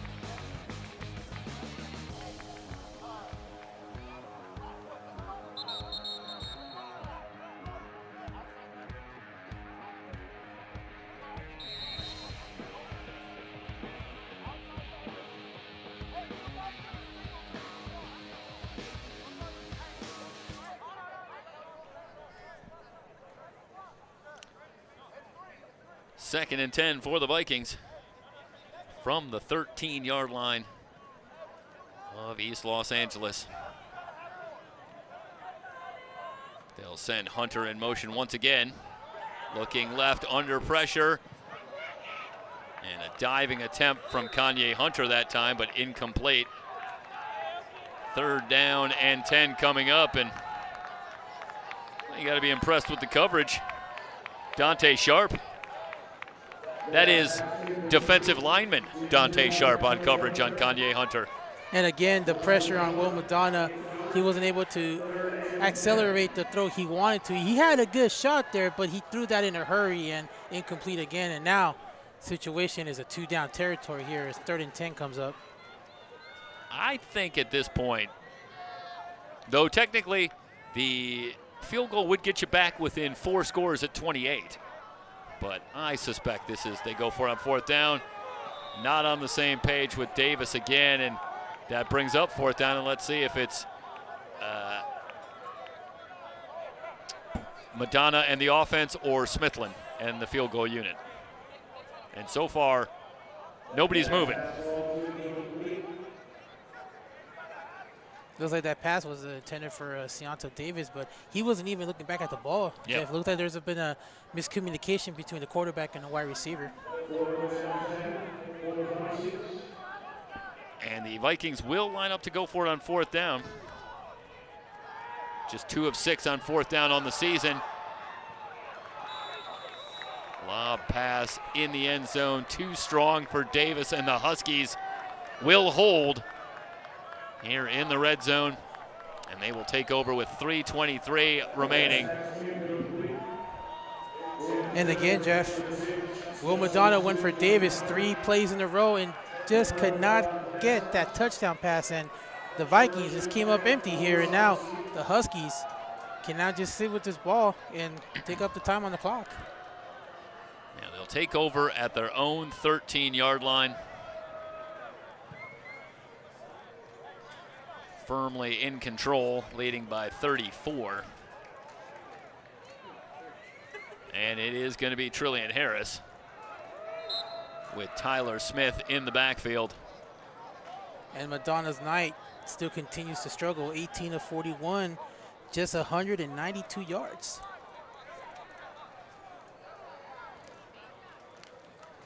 Quick pitch to Smith, and Foreman able to wrap him up after a gain of a couple. And see Foreman there in the open field. Let's watch this one more time. And, well, this is going back to the pass to Davis, and you see the coverage very good. And not much room to get that football in, but Foreman there makes a good open field tackle on Tyler Smith, who's very shifty and elusive. And it goes back to Brett Peabody and something he said about Hagan Foreman. One of the first things he said about Foreman, who really quarterbacks this defense from his safety spot, said he is a terrific open field tackler, and that is one of the things that makes him so effective as a safety, and just a very sure tackler, and that is not an easy assignment to wrap up Smith on a play like that, and limits him to just a couple of yards, and now it's 3rd and long after the incompletion. It's like trying to chase a running back, and if you miss him the first time, you are not going to get him a second time. What was Arnold Schwarzenegger's famous line? Hasta la vista, baby. Baby. That was it. It was Terminator 2, I believe, right? Yeah, I believe it was. That's it. Yeah, that's right. Okay. You know, Tyler Smith probably think about that too. Every time tackler misses him, says "Hasta la vista, baby." Yeah, I mean, it's funny that you would mention that, but hey, you go back and I can guarantee you that you talk to any running back, and they'll tell you that if they get in the open field one-on-one, they're not supposed to get tackled. Nope. They lost when they get tackled in the open field. And so Foreman did win that battle, and the Huskies will have to kick it away as they wrap up Smith and turn him back well shy of the first down. Teo and Campbell. It took 4 Vikings to just tackle him. It shows how dangerous he is once he misses a tackle. So just a couple of yards for Smith, and we'll see the punting unit for one of the rare times tonight for East Los Angeles College. The second punt coming up for Aiden Driscoll. It looks like they're trying to go for a block here. Well, they will come after it, and whistles before the snap. They got the block, but the play had been blown dead. Well, it's a break for the Huskies.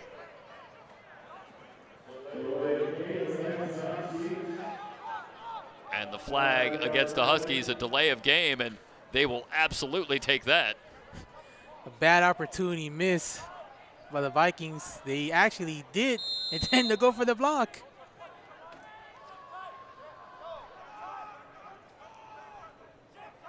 Yeah, that was Cameron Blanton, I believe, off the edge. And better protection this time for Driscoll. And this one will roll out of bounds at midfield. 35-yard kick for Driscoll. Vikings take over. 1:26 remaining in the third quarter. They'll have it at midfield. Well, the Viking defense comes up with a stop, but a little too little, too late, one would think, here late in the third quarter. A lot of opportunities, Jeff. Didn't go the Vikings' way tonight, and if the way it goes right here, this is going to be a very, very hard loss on homecoming night, especially in front of the home fans.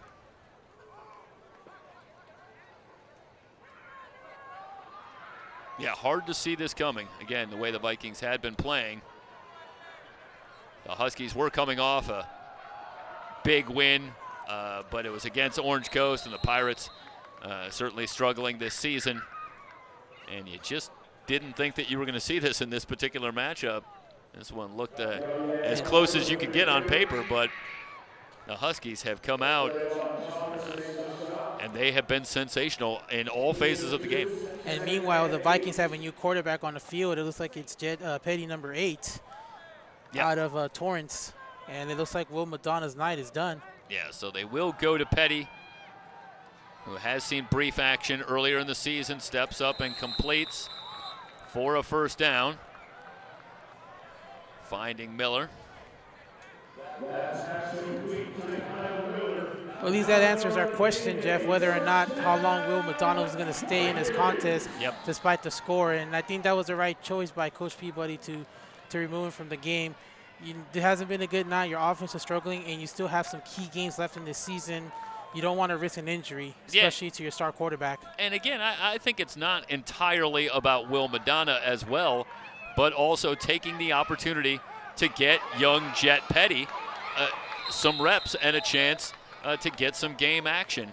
Obviously, this program is going to carry on after Will Madonna, and you look ahead to quarterbacks that you might be getting ready to be part of the fold next year, in addition to obviously Jet Petty making whatever decisions about where he's going to go from here.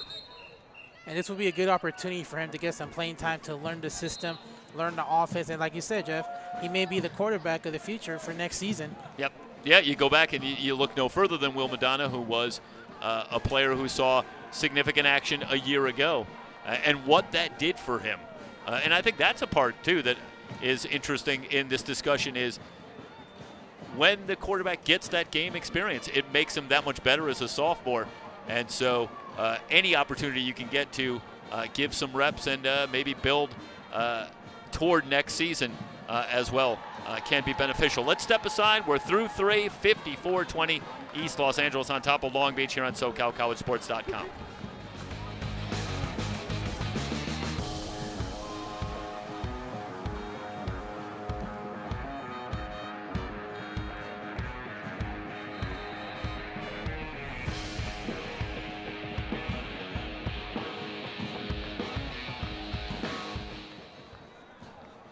Back here for fourth quarter action here on SoCalCollegeSports.com. Veterans Stadium at Long Beach City College. Throws, and it is incomplete. Yeah, Petty once again looked like he had receiver open downfield. He was looking for Jaquavian Caldwell. And, well, there you see the tail end of that play, and that's welcome to the game, Jet Petty. That's a lot of what Will Madonna saw as he took a hit after the throw. There is a flag down. More of a welcome to the NFL moment as well. We've seen those in the past. Jet Petty, 6'2", 191 freshman out of Torrance, taking over for Will Madonna, who had a struggling night tonight for the Vikings. 18 of 41 for 192 and just 2 interceptions. Very off night after throwing 300 yards against Cerritos. Petty from the shotgun. Hands off to Hunter. And he stopped, and someone lost their helmet. Yeah, great penetration into the backfield once again for the Huskies. They have been so good getting into the backfield, whether it's a run or a pass. And again, they blow that play up pretty quickly. And we talked about it before the end of the third quarter, Jeff. Petty getting playing time after Will Madonna's struggles tonight, but still looking in the future into next season. And like you said, this program will continue after Will Madonna.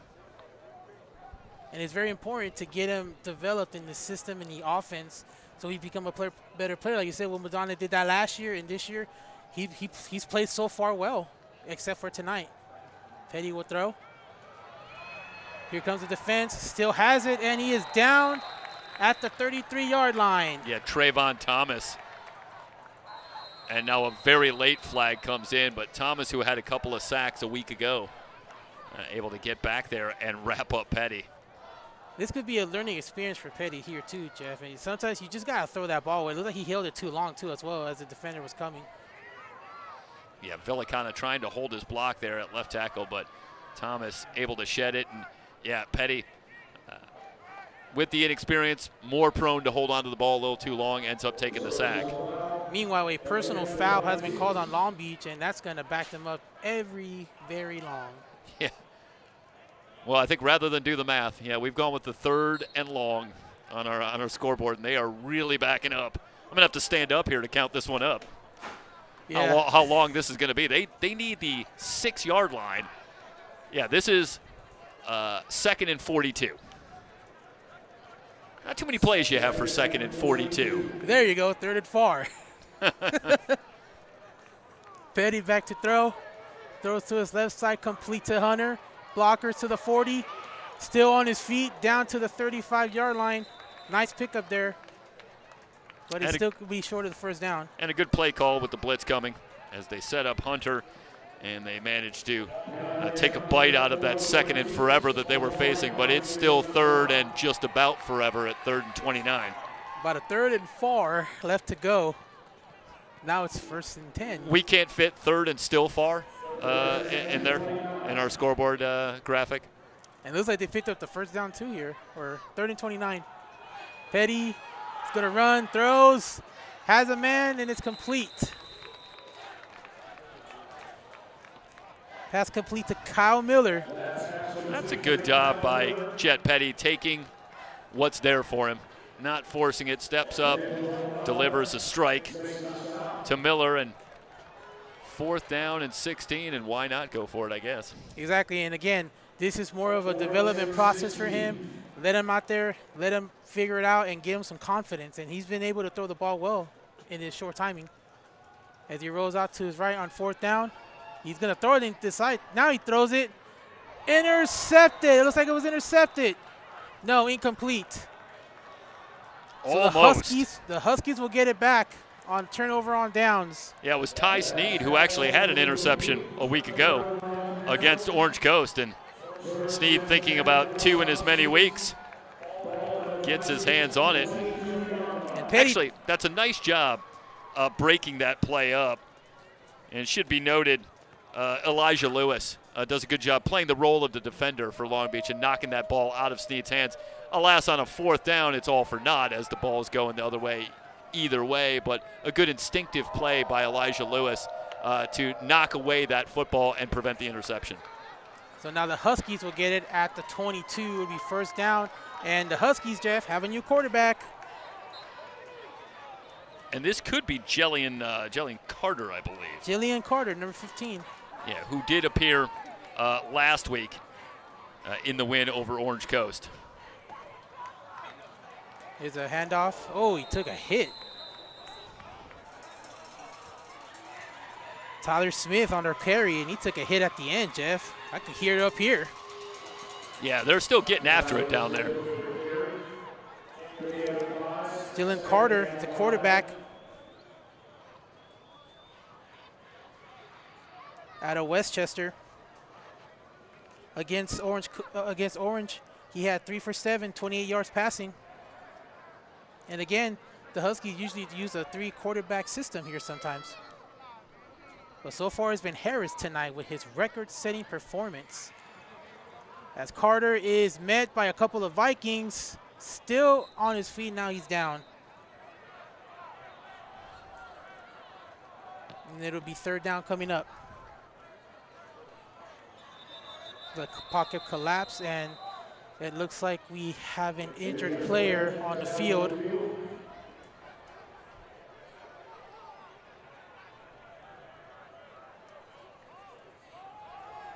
And he's able to come out on his own power. That is number 59, Aaron Flores out of Downey, who was hurt on that last play. 11:44 to go. And Jeff, what do you so far believe in the Huskies offense? Well, it's obviously going to be a little different look with Jillian Carter, who plays more in a package where he's going to run the football. And that is the role that he will fill. And he can run too. He also has a rushing touchdown this season. yep, a little bit bigger body. And a quick throw. Pass is complete. Out of bounds at about the 27, 28-yard line. Looks like that pass was caught by Baylor Corbin, number 81. It's a good play call on a 2nd and 5. And a quick throw too. Yeah, quick throw for Carter. Give Corbin the ball in a little bit of space. And converts. And the Huskies are going to go for it here on 4th down. Yeah, picks up 5 yards, leaves a 4th down, and they're going to send out the punting unit. We'll see Driscoll. You know, it'd be funny if they do a fake here, right? That would be very funny. Oh, that was and again, almost blocked. Just got it away. The penalty marker is down, and that's going to take a Viking bounce to about midfield. Wow. Yeah, that not went, much of a break for Driscoll. That went 10 a lot yards. of yardage as that one comes all the way back to midfield. That actually went about 10 yards after it hit the field. Yeah, watch here again. This one nearly blocked. Meanwhile, we have a penalty marker on the field.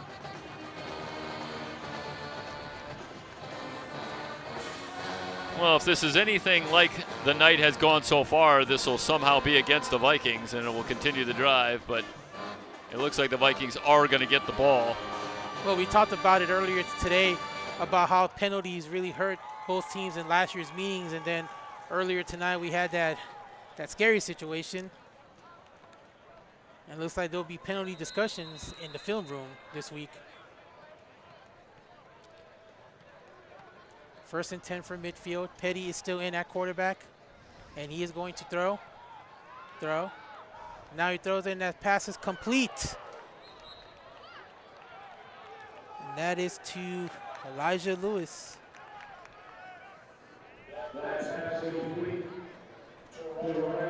Yeah, I believe it was Riley Weinstein, the tight end, freshman out of Costa Mesa, working across the middle and sets up a much more manageable 2nd and short. Huskies do show a little bit of blitz, and now the handoff. Look at that. To the 30. Is that Caleb Khalif Foster? Foster. Yeah, and we haven't seen a lot of him, the leading rusher. No, he's had it all night. Yeah, he's been banged up over the last several weeks, battling a couple of different injuries and hoping to get him back into the fold. More prominently, though, one of the bright spots from tonight has been the running of Kanye Hunter, who has done a good job for the Vikings as that second back. Hunter has 2 touchdowns. And meanwhile, Foster stopped. And it looks like it's going to be 1st down. They're going to give him 1st down. Picked up a couple yards there. They're calling it 2nd and 10. I believe they got the 1st down on the previous run by Foster, so 2nd and 10. Foster's had an off night, too. He's only had 25 yards rushing tonight. Shows what a good job this Husky defense was able to shut down his offense. Petty play action. Throws. Incomplete. Yeah, had Caldwell open on the far side, but just couldn't get the ball there. It looks like it was thrown under. Didn't have a chance to make that catch. That throw was far enough offline. You wonder if Petty maybe lost the grip or something on it as he went to throw the ball, because he misfired by about 5 yards, and he certainly got the arm strength to make the throw out there to Caldwell, but that one didn't get there at all. You wonder if he didn't get the formation he wanted on his arm to throw it. Yep. Because it looked like it was very underthrown. From the 30, Petty. Now he's going to take off, and he's going to get hit. That's a big hit. Petty, this goes back to the previous drive, and really just needs to get rid of this football as he steps up. He's got to throw it right about there. Yeah, and he ran into a guy. But doesn't let go of it and ends up paying the price, taking a big hit. And he ran into a guy named Reginald Freeman, number 94, and he says, "Hello, pleased to meet you. Welcome to the big leagues." Yeah, that was quite the greeting. I'm sure he's going to feel really sore tomorrow after that hit. That really hurt. 4th and 12 now. Let's see what they do here. 4th and 12 from the 32. Petty's going to throw. Now he's going to take off. Still doesn't know what to do, and he's tackled at the 30. Tackled by Davion Lohman, number 29. Yeah, Lohman comes up, does a good job. And Petty, again, we keep on talking about Jet Petty here in this situation, and there's a situation where it's 4th down. Now, I know the last time we said you got to get rid of the football.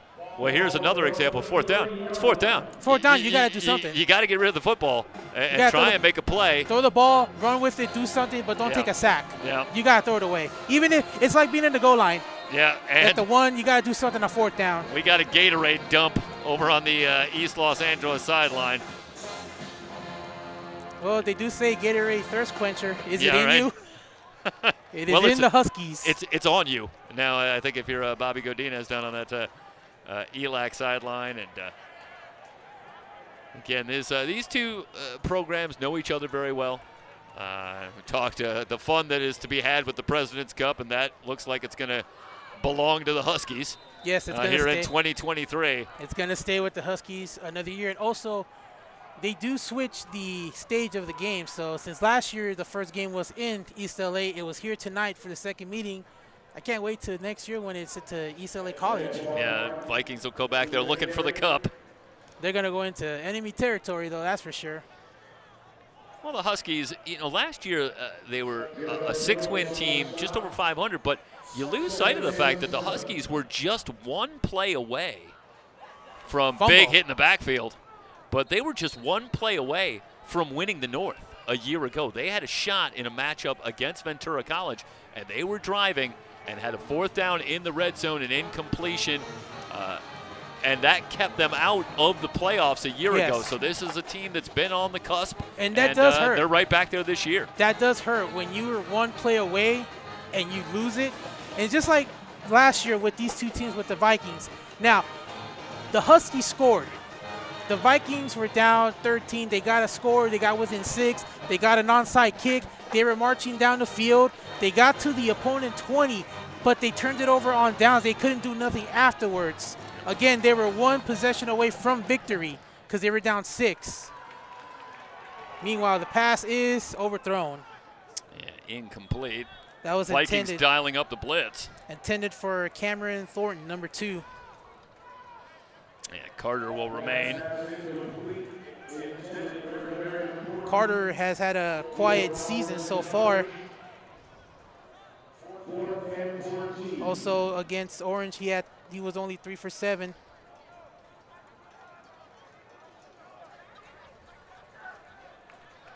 Fourth down and 14. They're going to go for it. No, they got Driscoll back there, I think. looks like- Yeah, yep. So yeah, it's I think in this situation, Almost blocked. and And that two might have been Vikings, partially blocked. two Yeah. Vikings ran into each other. No flags down, but they're going after Driscoll. But I think at this point, the only way that the Huskies are going to go for it from their own territory is if they don't have anybody that can punt a football left on the team. I think they're going to practice punting this week in practice. And, yeah, it looks like you got a Yeah. shot blocked. I think it was partially tipped, and Vikings have been effective in getting that pressure on Driscoll in this punt formation. I don't think he's going to be too happy about that one, that's for sure. Well, you know the coaches are always looking for something to talk about, so they'll have something to work on. For sure, they're going to have a lot to talk about. We talked about the penalties, Yeah. that little scrimmage we had at the end of the half. So the Vikings will have it. Petty throws complete. Breaks a couple of tackles, still on his feet. Still won't go down, and they'll finally whistle him down. That was done, Samaj 0 right there. Yeah, Samaj done. Samaj. And Petty, while we're talking about it, in this opportunity that he's getting, is now 6 of 9 for 61 yards. So he's come in and hasn't been able to put any points on the board. But one of the key points to this game, Jeff, was that the Huskies defense was able to neutralize that deep passing attack of Will Madonna and the Vikings receivers. You mentioned there's 4 receivers they have that have at least 200 yards receptions this season. Yep. Penalty against East Los Angeles is going to take it all the way down to the 16. The only more confidence will be boosted with him if he gets a touchdown here on his drive. Yep. Has thrown a couple of touchdowns on the season, has Jet Petty, but certainly the Vikings, all that is left at this point is for some kind of positive moving forward. Yes, you just want to finish on a high note, and here comes the blitz, the pressure. He throws it out of bounds. Well, that time Petty under extreme pressure and does get rid of the football rather than taking the sack. But was he within the pocket? And it looks like they are not going to call grounding on him. Looks like the lineman was going to throw the flag, but then at the last second he decided not to. So he was within range to throw it away. Yeah, hard to say. On our shot, there wasn't anybody right close by, but judgment call on whether or not there was an intended receiver in the area. Looks like a free play, and that is caught, and touchdown, Vikings. It's a great back shoulder throw to Samaj Dunn. So hold everything. Do we have any flags down? It looks like the Huskies were offside, but Dunn with a touchdown grab here. And there it is, Jeff, his first touchdown of the night. He gets the free play, but I am impressed, Ed, with the throw here. That's a perfect spot. Working to Dunn, throws to that back shoulder. Good adjustment by Samaj Dunn. And the Vikings get the touchdown. And they are going to go for the extra point here.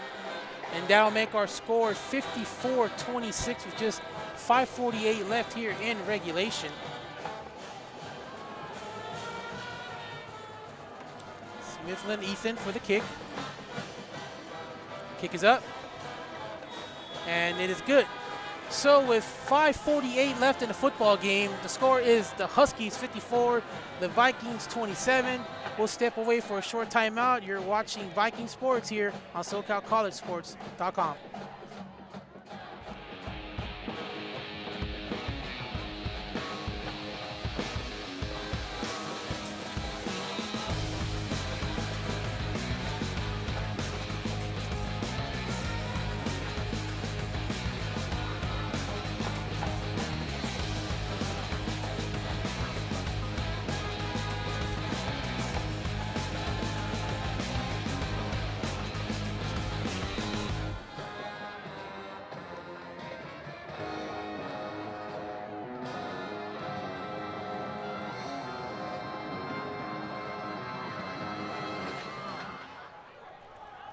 .548 left in regulation, 54-27 Huskies.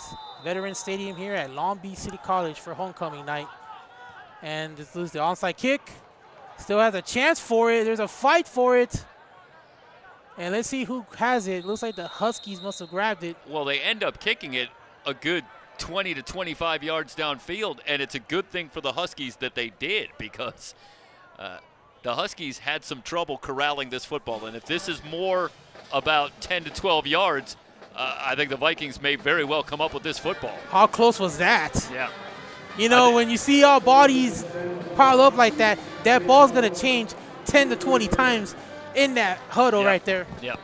Watch here again, and I think this is just too hard of a kick, and it buys the Huskies a little more time to fall on this football, and they needed every one of those seconds to get that football. As you see the struggle there, but they do ultimately fall on it.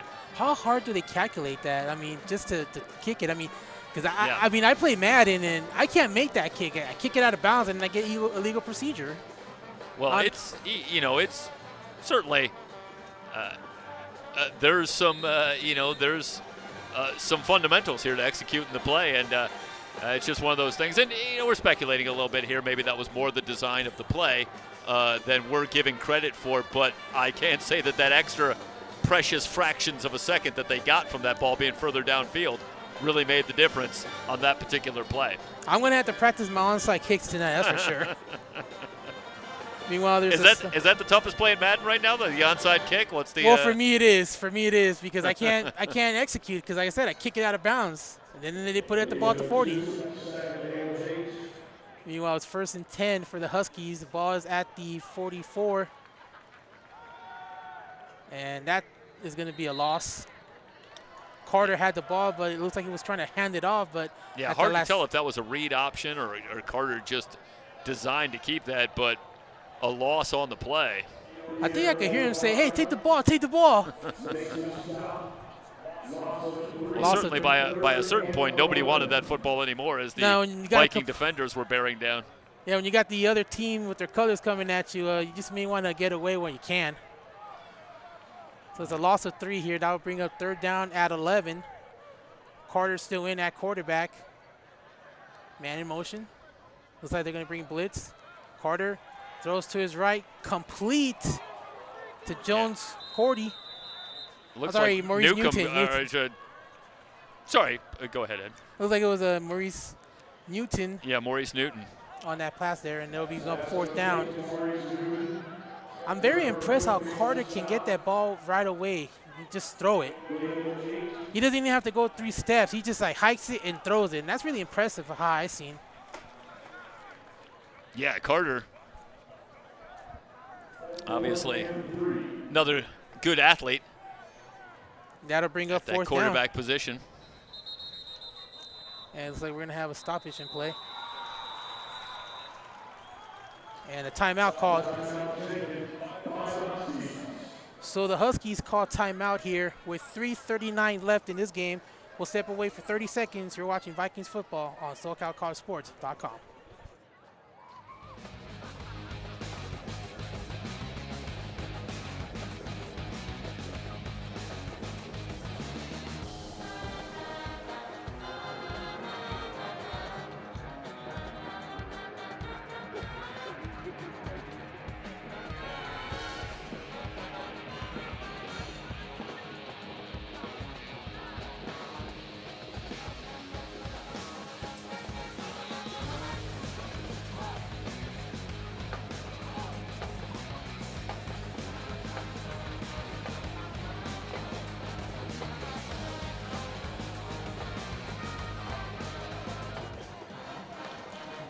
3:39 left in regulation. 54-27 on Vikings homecoming night here at Vet Stadium, Long Beach City College on a Saturday night.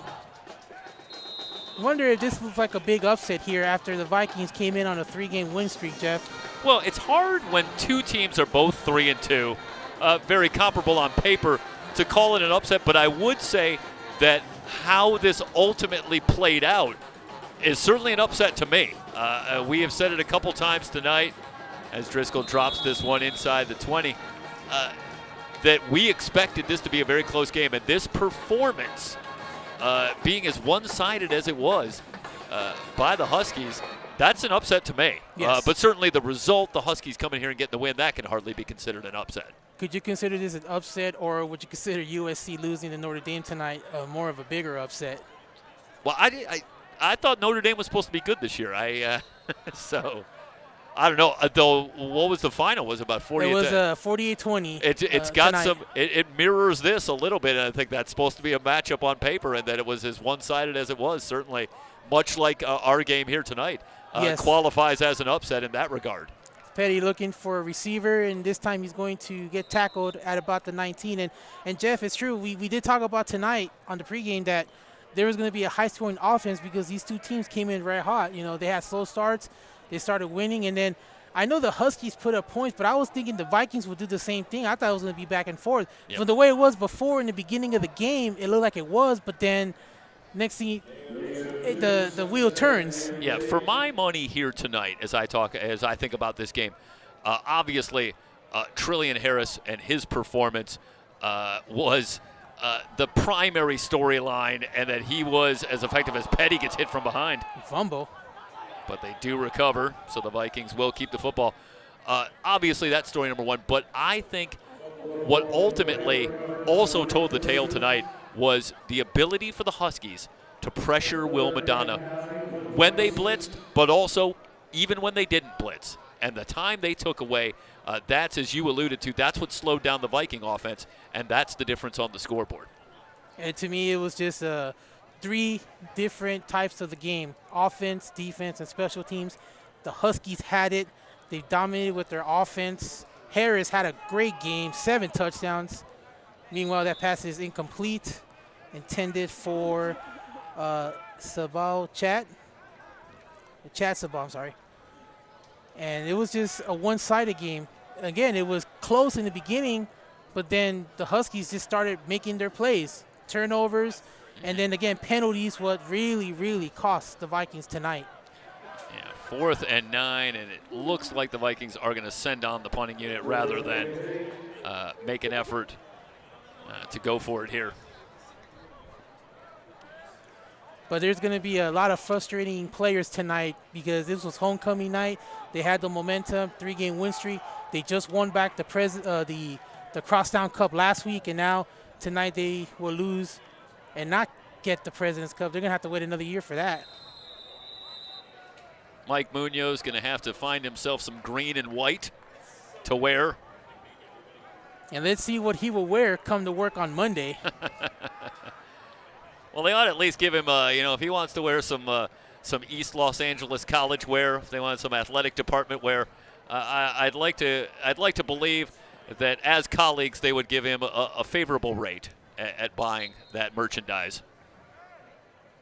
And again, as part of the President's Cup, the loser would have to wear the winner's school colors for 1 week, and it looks like that the Huskies are going to be victorious here tonight. It's almost enough to make me get on social media to see all this, because I'm sure there's going to be coverage. I just can't wait to come work Monday morning.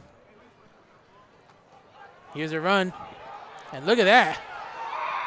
Oh, and he lost his helmet too. Yeah, we've seen a couple of helmets pop off here tonight. And that's going to be obviously 15 yards. memorably Maurice Newton, but on a couple of other occasions as well. And that was Martin Antoine, the running back out of Birmingham Charter, the running back who carried that. And again, helmets coming off, and it's been pretty chippy, if I do say so. Yeah, two teams that know each other well, programs that know each other well, and some of this is coming back. We mentioned at the top of the broadcast the fight going on in the conference between Golden West, Mount Sac, the Vikings, and now the Huskies. After this, the Vikings will take on Orange Coast next week, and then they'll be at Golden West, followed by back home here on the 4th against Mount San Antonio, and they'll wrap up the season at Citrus College on November 11th. So some key games there. Looking to go back to the postseason one way or another for the second straight year. Wow, went for the legs too, but this came back though. Meanwhile, again, this time that's Maurice Newton, number 27. Yeah, let's watch here. We've got this on replay. And quick pass too, and look at that. He says hello. First down with authority. Well, I think rather than wait to be horse collared up around the or with the face mask up by that time, Maurice Newton elected to lower the shoulder and deliver the hit himself. I'm sure he saw what happened earlier, and he's like, I'm not going to deal with that.